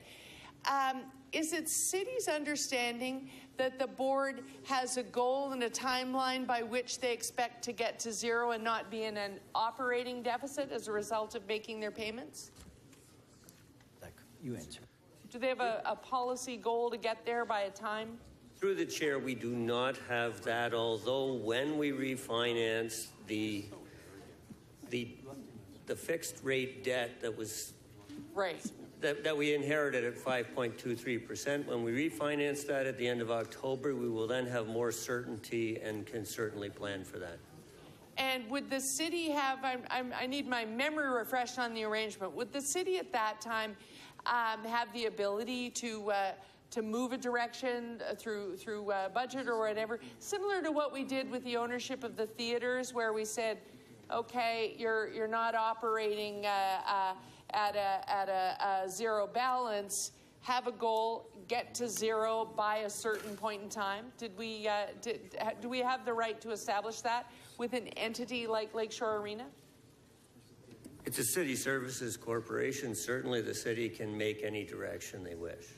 Okay, thank you. Thank you. Those are my questions. Thank you, Madam Speaker. Very much. Wow. Councillor Davis. Thank you, Speaker. One of the original proposals for this arena was that it was going to have revenue generating, I think food services and other functions in the building. And did that ever happen? There was vacant second floor space that was originally scheduled for a restaurant. We were not able to secure tenants for a restaurant operation, so part of the floor was used for other tenancies. The remaining is being considered for different uses. And those tenancies are paying rent? Yes. So part of the reason that there was a loss was the financing model for the debt repayment schedule included that revenue. Is that not correct? That was the original calculation prepared by Lakeshore Lions Club, who was the original builders of the arena. So the original debt was how much? It was originally 44 million. It's now down to 31 million. Okay. Including a share capital contribution from the city. Okay. And one of the issues at the time as well that was affecting the ability of this arena to meet its obligations to pay back the capital costs was how expensive the ice time was, and it was difficult to attract users. Is the arena at full capacity now in terms of the arena uses? is a prime location and has always been at full capacity since inception. Okay, and its rate is very high. Its rate is about a little over than $400 per hour. It's certainly the most expensive arena within the city of Toronto, but it's full. So we have the most expensive arena in the city of Toronto at $400 an hour, and it is still not able to pay back the full debt recovery, cost recovery model or repayments that was originally envisioned by this deal. Right. That's correct, but I'd like to remind that in the city of Toronto, we never build arenas with 100% financing. This was a deal that was 100% debt financed. Right, and is this... If I may, I think that's the key point here. No, and I'm getting to my point, which was... $43.4 million it started with outstanding debt. Right. In our city-run arenas, we do not require our arenas to repay our debt. I understand that. But this is a model that we have promoted for the last 2 new arenas that we have built. And it was a debt-financed, cost recovery model that we were promoting. So I know that even Leaside has struggled and to pay back their debt. This arena has struggled to pay back debt financed. And so, Speaker, my question is this a model that we should be replicating in the future? It seems to me we get stuck carrying the debt anyway. Through you, Madam Speaker. So there are operational models and then there are cost recovery models. For an arena of this size, and we've seen it even in some other arenas, to expect it to be 100% debt financed and recover all that debt, it's not going to happen right now. Exactly. So there needs to be a mixture of funding for capital that is recognizes, like we do in our regular capital budget, a mixture of property taxes, reserves, and debt funding. I think to have an arena 100% debt funded and to think it will recover all that is difficult. Is not a model that works. And so I'm wondering, I hope, and maybe I can ask the general manager of PFNR, when our capital facilities, our facilities master plan comes back, are we looking at this kind of model of self-financed capital, or are we going to come back with publicly financed capital, debt-financed facilities that will allow us to actually only be concerned about the operating costs as opposed to recovering the capital costs for the users? That was your last question. So through the Speaker, the master plan, which has not yet been before Council, will speak more to a priority of what we need rather than to the actual operational structure of what you're speaking to. It will speak to the need for partnerships of all sorts to move forward as we do now with various public sector and private sector organizations. But the model that you're referring to as 100% debt financed is not something that we look to, as the Chief Financial Officer has said, as a model for the future. Thank you. Councillor Burnside. Yeah, thank you. Through you to staff. So, if I understand correctly, the cost to build this facility was $44 million? 43.4 million. Close enough, yeah, thanks. The average arena, this is a twin pad or is it three pads? 4? The average facility is what, about 15 million a pad, so this is not a bad deal? 12 million? 15? Okay. What do we think what have we got the length of time to pay off this debt as? Is it a 30-year, 20-year? We're refinancing it 25 years, so 25 years from today. Okay. And a comment was made that the reason we're running a deficit is because we're paying off the debt. And I think that comment was made. Did you hear the same comment? Yes, on a full accrual basis, it does not break even because of the debt load. Right.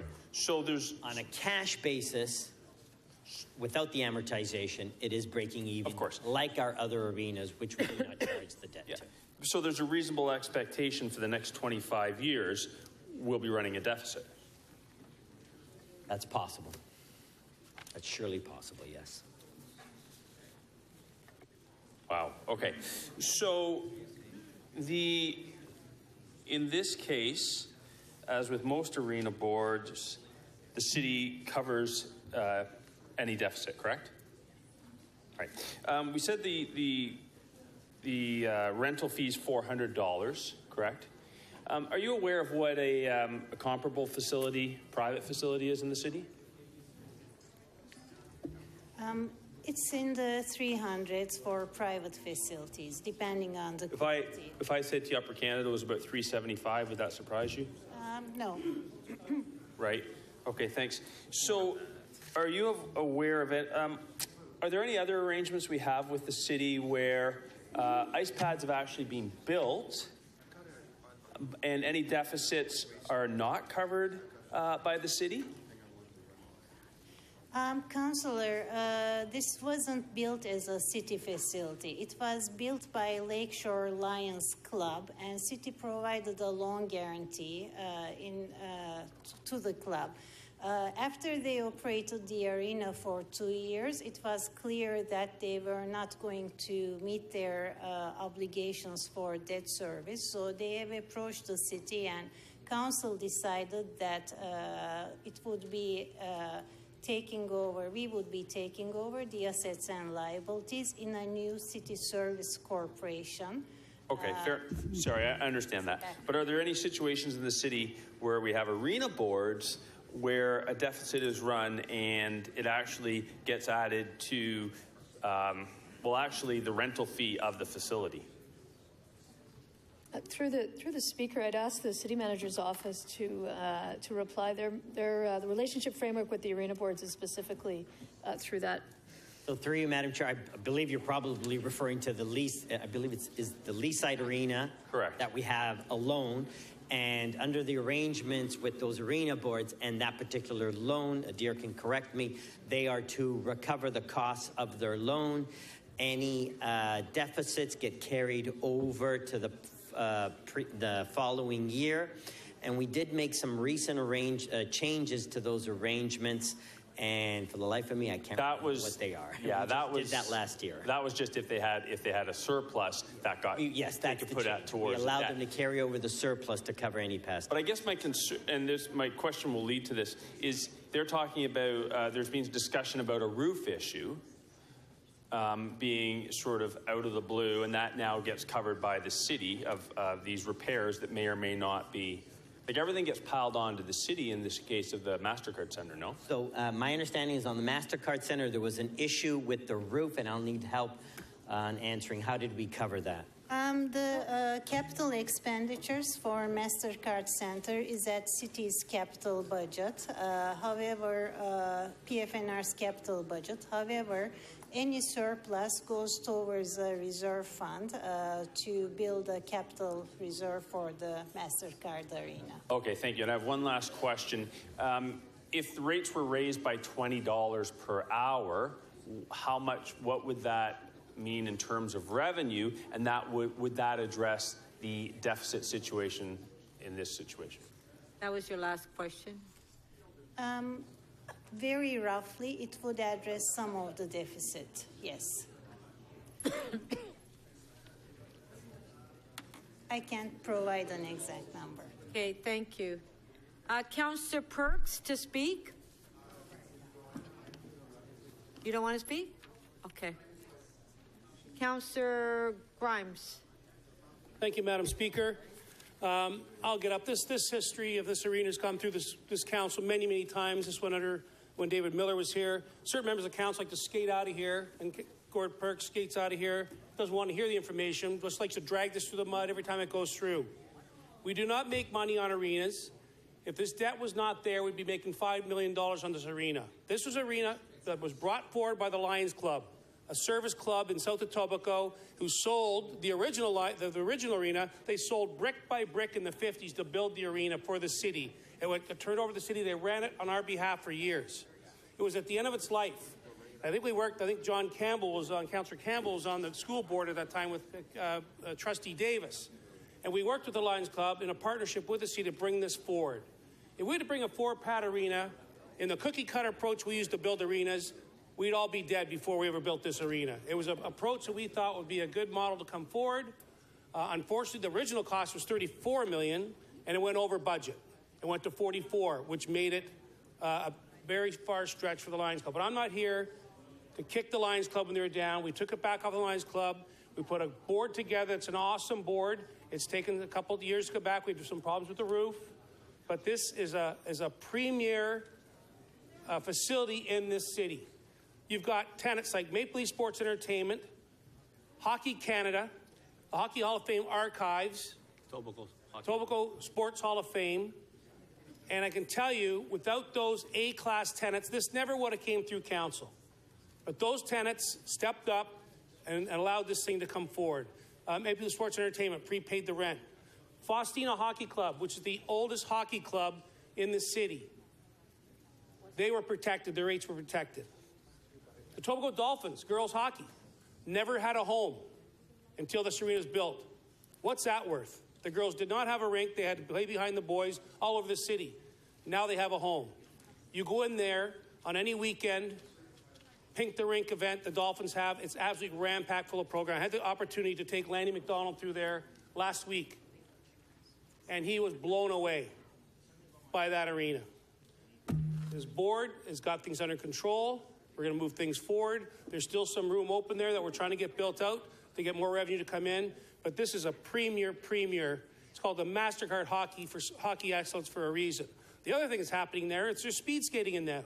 World-class speed skating champions now.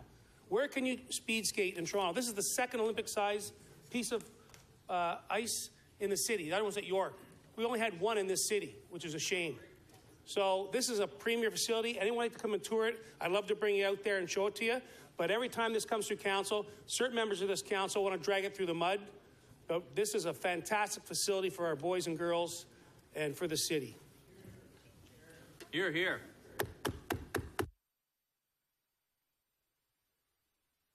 Councillor Burnside.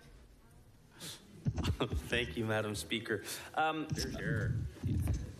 nice, thank you. Remember, I supported your sign. We love the penny pinchers in Etobicoke. Apart from that, I think that the some of the arrows that are being pointed in the way of my friends from Etobicoke are ill-placed or ill-aimed, in that, to Councillor Grimes' point, it is a premier facility. The reason I'm rising is that I believe now it's costing about $750 million a year for this facility. For 4 pads, that's actually a good deal. But more importantly is we do have a real problem in this city, and it's the state of our facilities. In Don Mills, we're basically holding it together with duct tape. And we don't have a proper, and glue, thank you. We don't have a proper model. Hockey tape? No hockey tape doesn't work. We don't have a proper model. That's the point I'm trying to make, is that we have all these facilities that are long past their useful life, and we really need a strategy. I know the question was asked to the Parks Department what that strategy will be, but we really need a strategy where we can start building proper facilities. Many of the ones in Toronto, in my opinion, are quite embarrassing. I'm proud we have the MasterCard Centre. I wish the Leaside Arena had the same deal, but that's for another day. Thank you. Councillor Davis to speak. Thank you, Speaker. I don't know what slinging mud is supposed to mean around here, but I gather anytime anyone asks questions, it's interpreted in a negative light. I am happy that there's a new arena in Leaside, and I am happy that there is a premier facility in Etobicoke. But what's happened is that the model that we were sold on at the time both of them were built has not delivered. So this is not a model that will work in every neighborhood either. These are neighborhoods that have been able to afford to pay them. This arena got naming fees from MasterCard for some period of time, but I think that naming right has expired, and there are no more revenues from that source. And I absolutely agree with Councillor DiCiano that we need a plan. Our facilities plan was supposed to have come to us in 2007. 2007, the Auditor General wrote and asked for a facility and recreation service plan.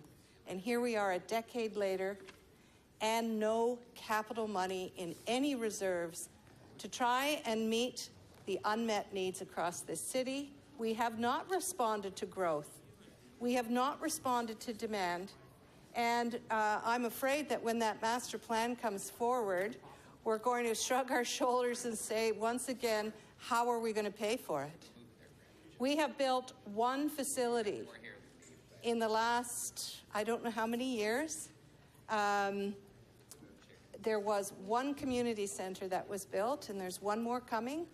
Then there was an additional one that was built through Section 37 funds.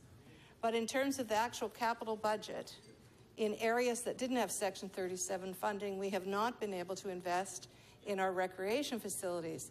I'm not saying that there hasn't been an interest or desire to do that, but most of our capital money has been devoted to transportation, transit, housing, and recreation facilities have fallen off the edge of our capital planning.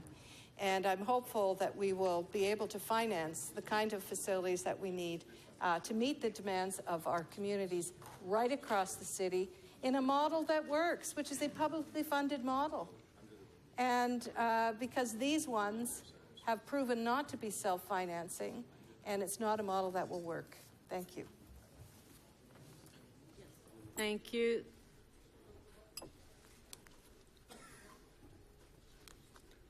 Councillor Carroll to speak.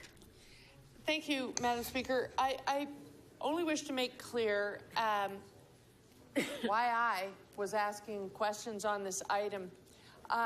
It's a shame that Councillor Burnside isn't here. I guess he doesn't care. I guess he doesn't care. Point of order, Madam Chair. I simply wanted to demonstrate what unparliamentary language does, which was used point just of a moment order. ago. Councillor Karygiannis. Madam Chair, I think that if you ask staff, they will clarify to you that it's not appropriate for one of us to name if somebody else is in the chamber.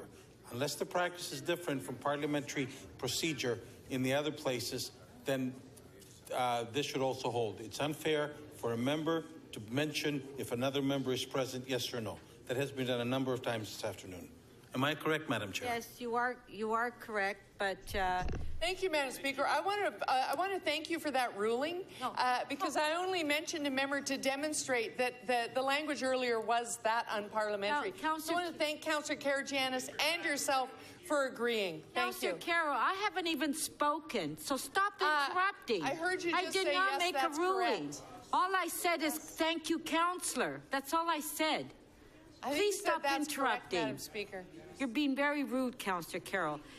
To Councillor Karygiannis, Councillor, to your point of order, I just want to respond to you, not to Councillor Carroll, to Councillor Karygiannis, is that comment was made, but in fact, Councillor DiCiano made the same comment on another councillor, so I'm going to ignore that.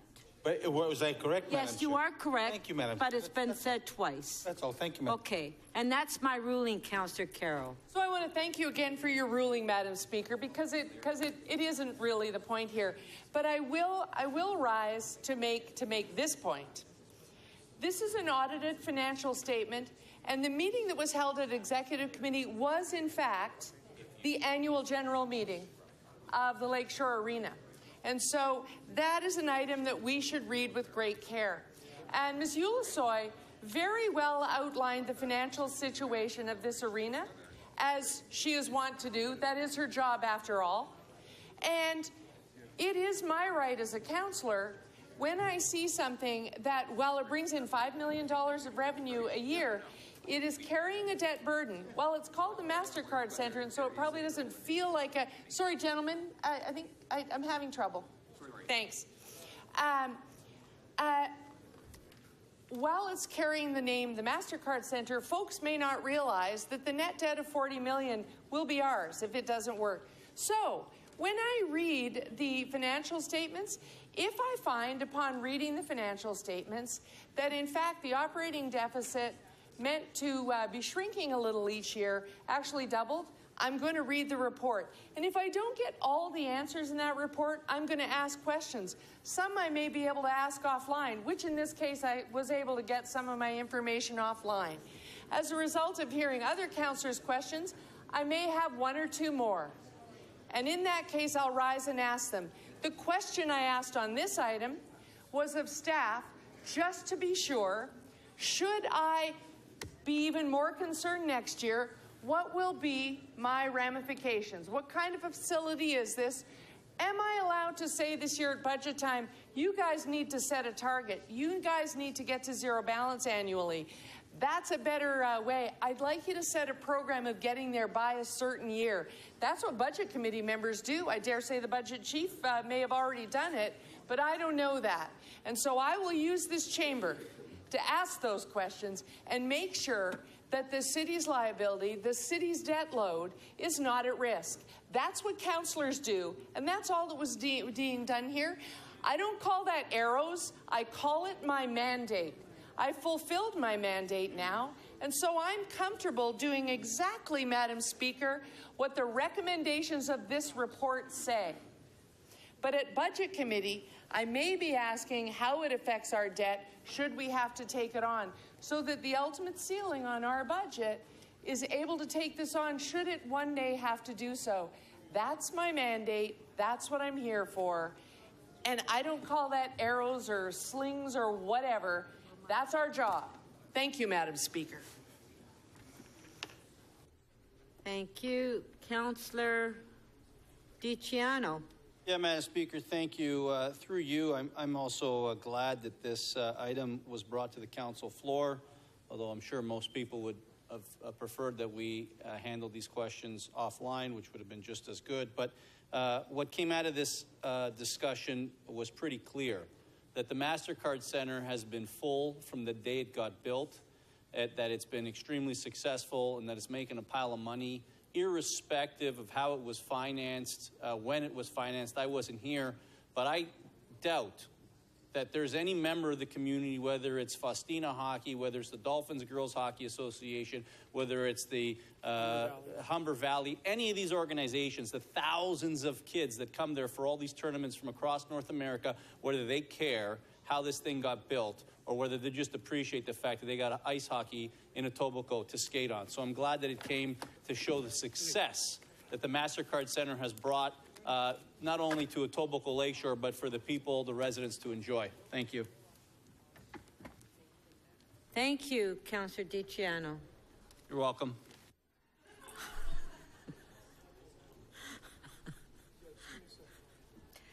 Okay, on the item, recorded vote.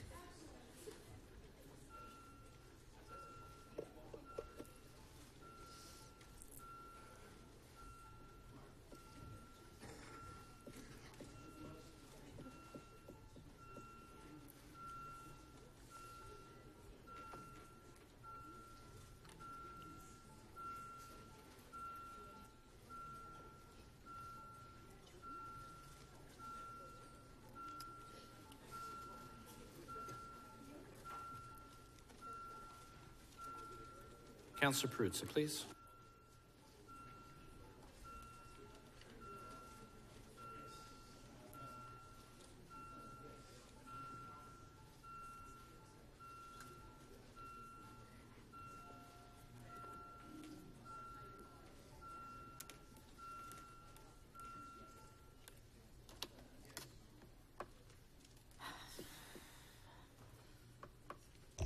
The item carries unanimously, 37 in favor. On page 3, EX 26.20, Councillor Ainsley, you held the item down. Do you have questions to staff? Madam Speaker, I don't know who I'm directing them to. I know that Mr. Brendan wrote the report. Mr. Rossini? Okay.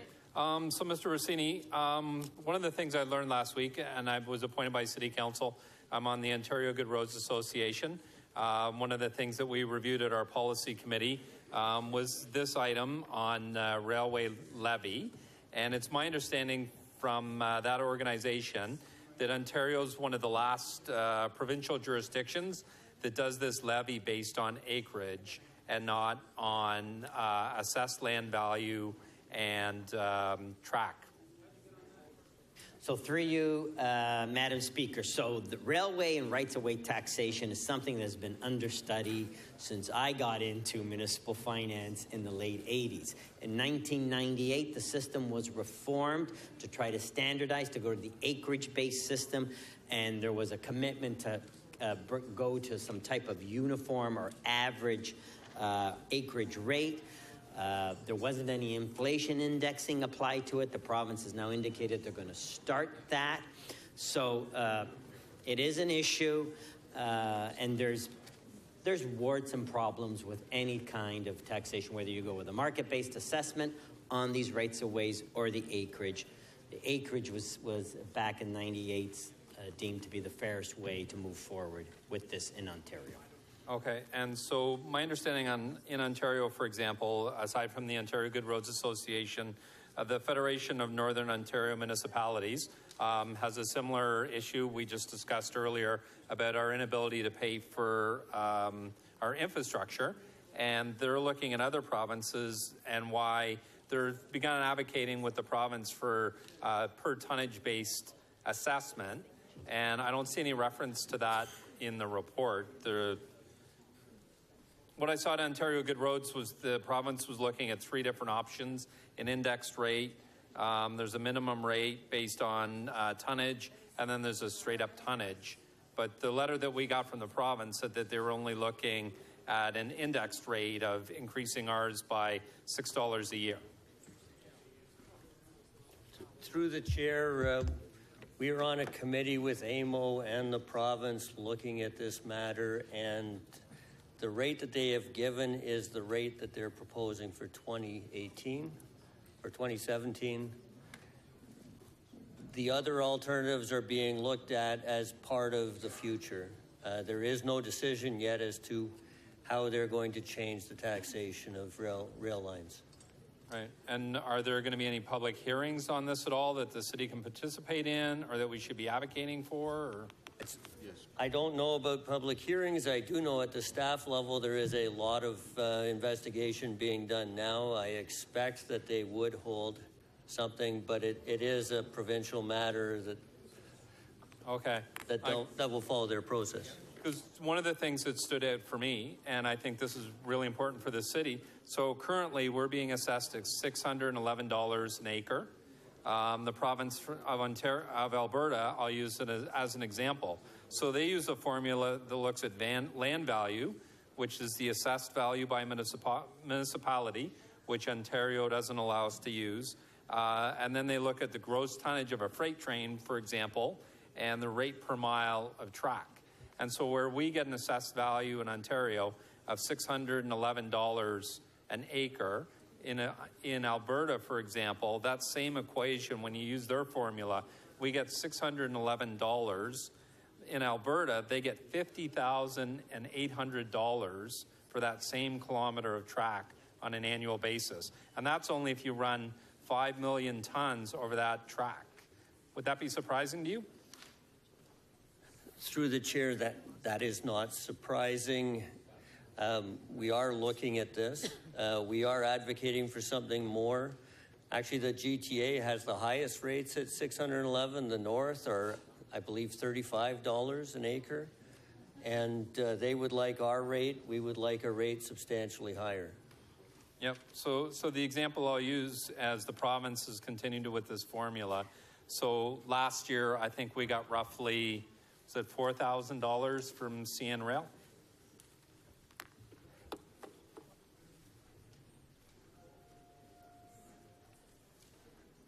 Sorry, last year our total levy from CN Rail on 137 acres was, we received $198,000 from CN Rail, correct?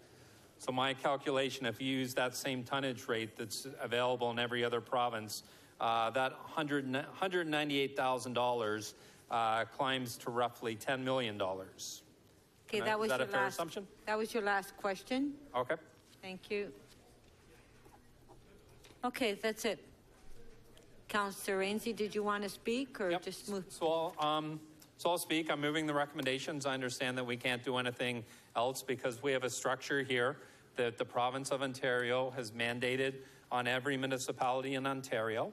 I think I will be moving something at the appropriate time because I think we need to be revisiting this, much as we had the discussion earlier where Mayor Tory was quite adamant that we need to be getting properly paid for infrastructure in this province. We have huge infrastructure debt, and to me this is a glaring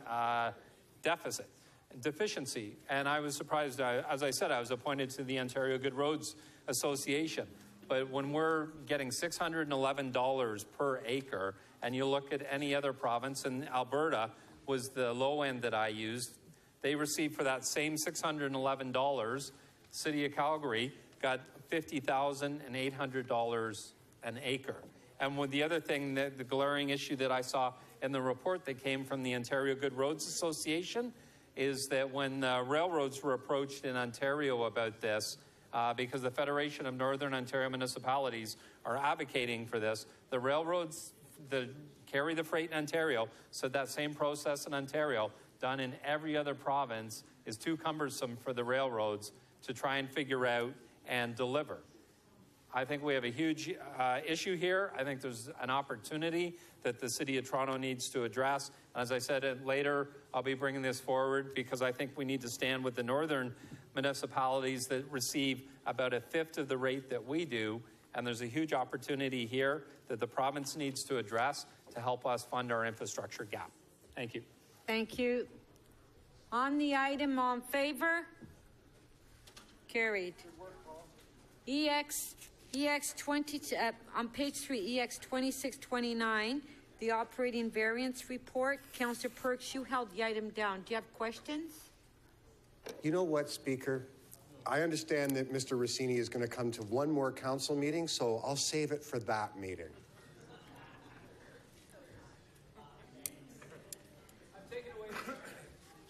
So, Councillor Perks, you'll just release it? Just then? release it. Okay. On favor? Carried.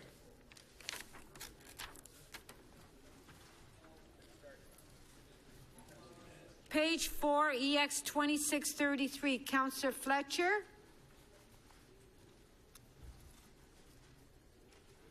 Councillor Fletcher.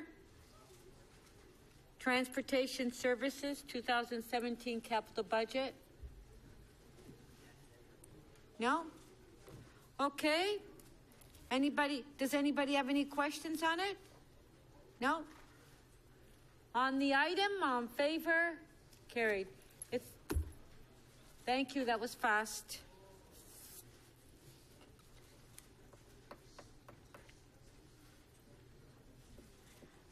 So, page 4, civic appointment, CA 17.1. Councillor Perruzza, you held it down. It's appointment of the public member to TTC board. There's a confidential report. Do we need to go in camera on that one? Councillor Perruzza?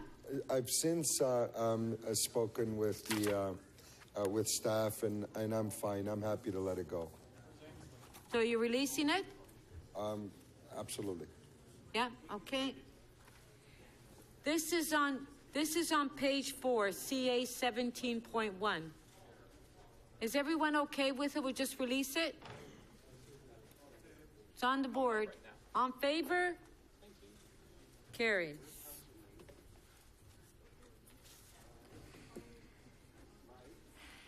On page 4, CD 21.1, Councillor Ainsley, you held the item down. Towards an action plan for transgender youth. Yep. Thank you, Madam Speaker. The only question I had for staff was at the same one I had at the committee level. I'd asked for a list of agencies and groups that have been consulted in the plan and that would in this draft. I understood it was going to be put in this report for council and then included in the final one. Through the speaker, we can get that list for you. We did not revise the report for council. Okay, we can have that list of all the groups that are consulted in the formulation of this plan. Absolutely, we will put that list together and get it to you. Okay. All right, thank you. Okay, are there any further questions? Okay, Councillor Ainslie, you want to speak? Sure. Just briefly, I want to thank staff for all the work they've done on this plan, and I think it's long overdue. One of the concerns that I had at the committee when I was there and I questioned staff was trying to understand the groups and organizations that have been consulted in it. There was another concern I had about how the transgender youth were being reached out to in the local communities, in particular Scarborough in Ward 43, where I represent. I was invited to the East Side Pride celebration at the beginning of Pride Month, where we did the 4th annual flag raising. There was no city staff there, unfortunately. I was the only city councillor present, and I did hear from a number of the youth who were present at the event about the lack of services that they saw for transgender youth in Scarborough. They're very appreciative of this report coming forward, but they're hoping there will be more outreach in Scarborough in particular, because there's services that need to be utilized for the youth there. And I want to thank staff for all their hard work on this, and I'll be supporting the recommendations, as I hope everyone else will. Thank you. On the item, recorded vote.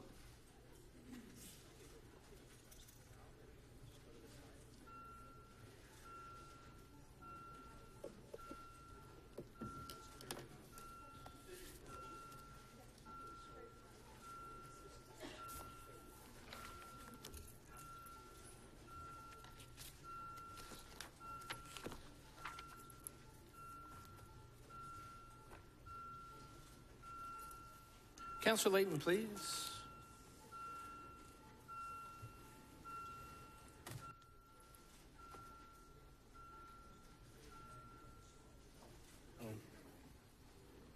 Councillor Davis, we need your vote, please. Councillor Crawford, please.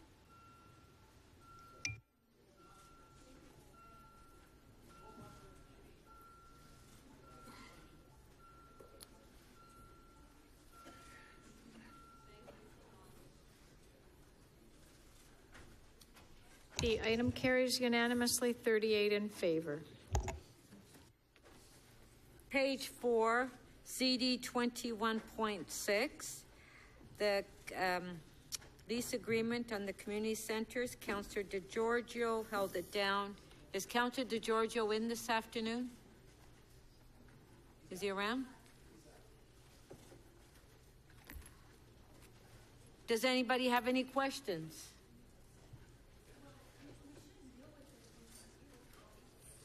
Well, no, but this is, we're following the agenda. These are not quick items. These are not releases. No, we're following the agenda now.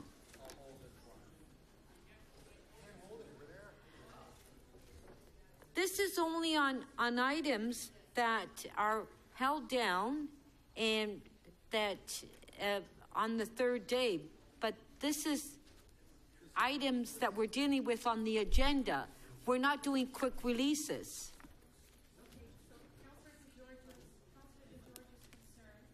Was that in his ward, there have been a number of pool closures, and his constituents are left with without a place because apparently the recreation department has decided not to do programming at Nelson Boylan Secondary School, which we understand is closed now, and it's in limbo because the Catholic School Board hasn't put forward an offer to buy. Sorry, do you have questions to staff? That was it. Okay. That was a question. Okay. Through the speaker, there has been in Councillor DeGiorgio's ward, Nelson Boylan School, which is currently in likely a process of disposition from the public board to the Catholic board. And so the school is currently closed without any swimming programs going on there. We have communicated to the TCDSB that once they acquire the school and the property, that we would be interested in operating the pool at that time. So we're hoping it's not a permanent closure, and we're certainly in discussions with the Catholic School Board to use that site again. Can our staff, Speaker, go in there and carry out during the summer some swim programs for the local kids? Through the Speaker, they cannot. The school is currently closed. There are no staff in the building, and under the jurisdiction of the Toronto District School Board and their own collective agreements and staffing arrangements. And the situation at York Memorial, what is that? So there's the Centennial Recreation Center, or the Centennial Pool, which was part of the 2017 budget process, is less than half a kilometer away from the New York Community Center, and that school was, many of those programs transferred to the York Community Center. Yes, and Councillor DiGiorgio's point is that it's impossible for the majority of his constituents to access the new community center because it's a free program, and people who are willing to pay for and able to pay for programming have no resource left. So through the Speaker, we've added with this new community center and this new pool over 5,000 new spots in swimming lessons. So the actual amount of service in this direct community is substantially more than it has been in the past. So can we have an undertaking from your staff that Nelson Boylan will be seriously looked at once the Catholic Board purchase it? Is it sure?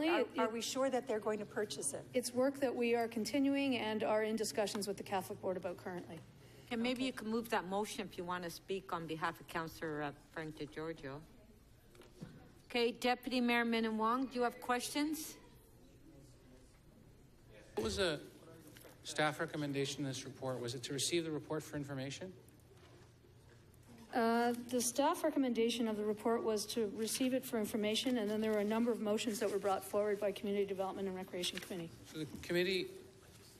So the committee recommendation is different. That's correct. So can you explain to me what the committee wanted as opposed to receive for information is obvious, just receive the, but I'm not sure what the committee what that does, what the committee recommendation does. So through the Speaker, the staff recommendation was to receive for information. Madam Chair, I really would like to hear this. Please, councillors, Councillor Perks, Councillor DiCiano. Thank you. The Community Development and Recreation Committee requested that City Council direct the Executive Director of Social Development, Finance and Administration to include swimming pools in the proposed community use asset utilization model being considered by the City School Board's Advisory Committee. What does that mean? That means, through the Speaker, there is a model that is used when the city assesses surplus schools that are distributed for consideration for acquisition by the city. Sorry, say that again. So there's a model that the city uses to assess surplus school properties and whether the city should have an interest in acquiring those properties. And this motion asks us to consider pools as one of the criteria in that model. When a school is declared surplus, whether we should purchase it or not. That's all this does. That's correct. So if as an example, a school came up on the surplus list, one of the things that we would consider is if there was a city-run pool in that school, and the other services around it, in consideration of whether we needed the pool.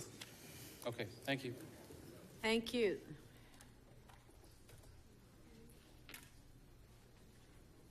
Councillor Campbell.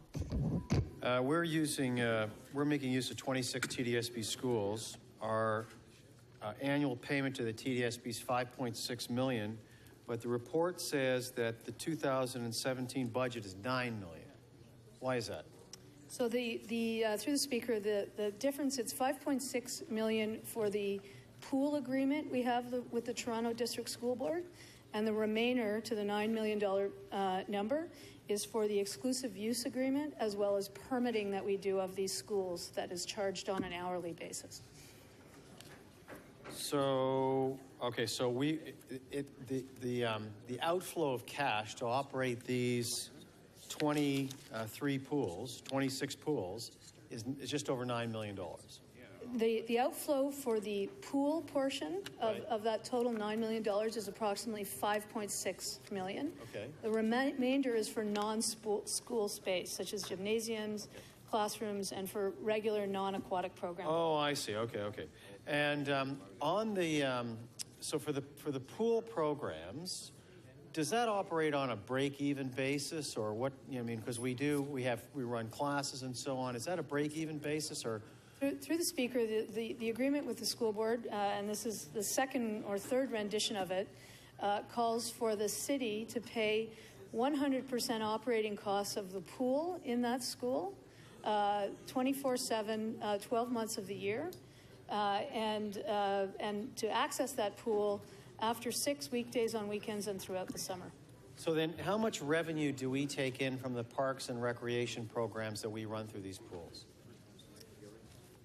Through the Speaker, I don't have a figure for you per se. I can say that in pools and programs where we have fees charged, for the most part, the cost of the program is the direct operating cost of that program is cost recovery. In certain cases, when we don't charge fees, obviously there's a higher cost to those programs. So now the current agreement expires in June 2017. This was a 5-year term.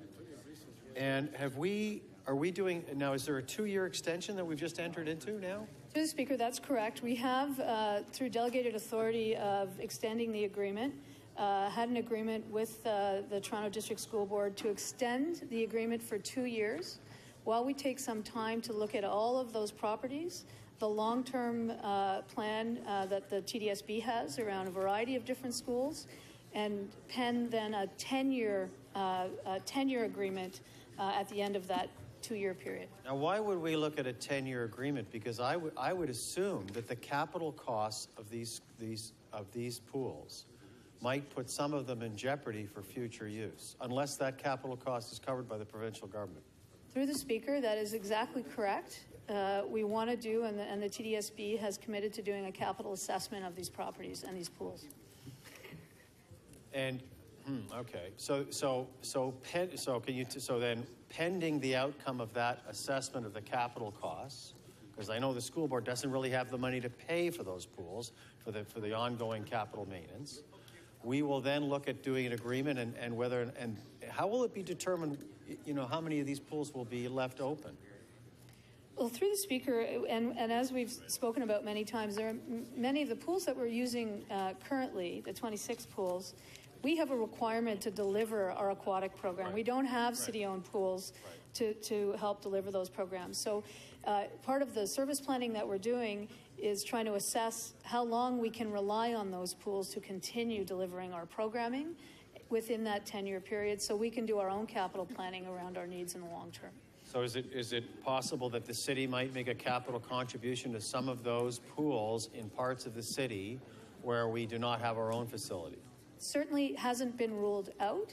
That's not the arrangement that we have right now, but that would be one of the things to consider in that 10-year strategy. Okay, so last question, when do you expect this to conclude? The 10-year strategy? No, when do you expect, so right now we've got a 2-year extension, but you're working on a longer-term agreement. When do we expect that longer-term agreement will be concluded? We would hope for that longer-term agreement to be complete a year from now. Okay, thank you very much. Thank you. Councillor Crawford. Madam Speaker, question for staff. So in the 2018 budget process last year, we removed, you recommended and City Council supported removing funding for 3 particular pools. Can you just name those 3 pools again, just a reminder, and how much money? That's correct. The 3 pools are Don Mills Collegiate Institute for a total cost of $172,000 annually. The Centennial Recreation Center, which is referred to as York Memorial Secondary School, for a total cost of, on the next page, $209,000 annually. And the S.H. Armstrong Pool, which is at the Duke of Connaught Public School, for a total cost of $143,000 annually. Thank you. And the decision that is before us that the committee did, does this change any of the recommendations or decisions on the funding of these pools? Does it change any that decision we had made previously, or potentially change in the future? So the decision that is in this particular item does not. Okay. It does not make any changes to the existing agreements. There are other items before council which may. Okay, so in the future, when this report comes back, what would it suggest, bringing the funding back to any of these pools or not, or you don't know at this point? I'm sorry, Councillor, can you repeat it? I couldn't hear. So when you bring this report back through this the City School Advisories Committee, could it make recommendations in the future that would support supporting funding in any of these schools? It's hard to say at this point through the speaker. The advisory committee would be looking at the high-level pieces. It wouldn't necessarily be looking at the decisions that council has already made and the recommendations we made within that budget, which were based on the current usage of those pools. Okay, thank you. Thank you. Okay, we're recessed to 6:30.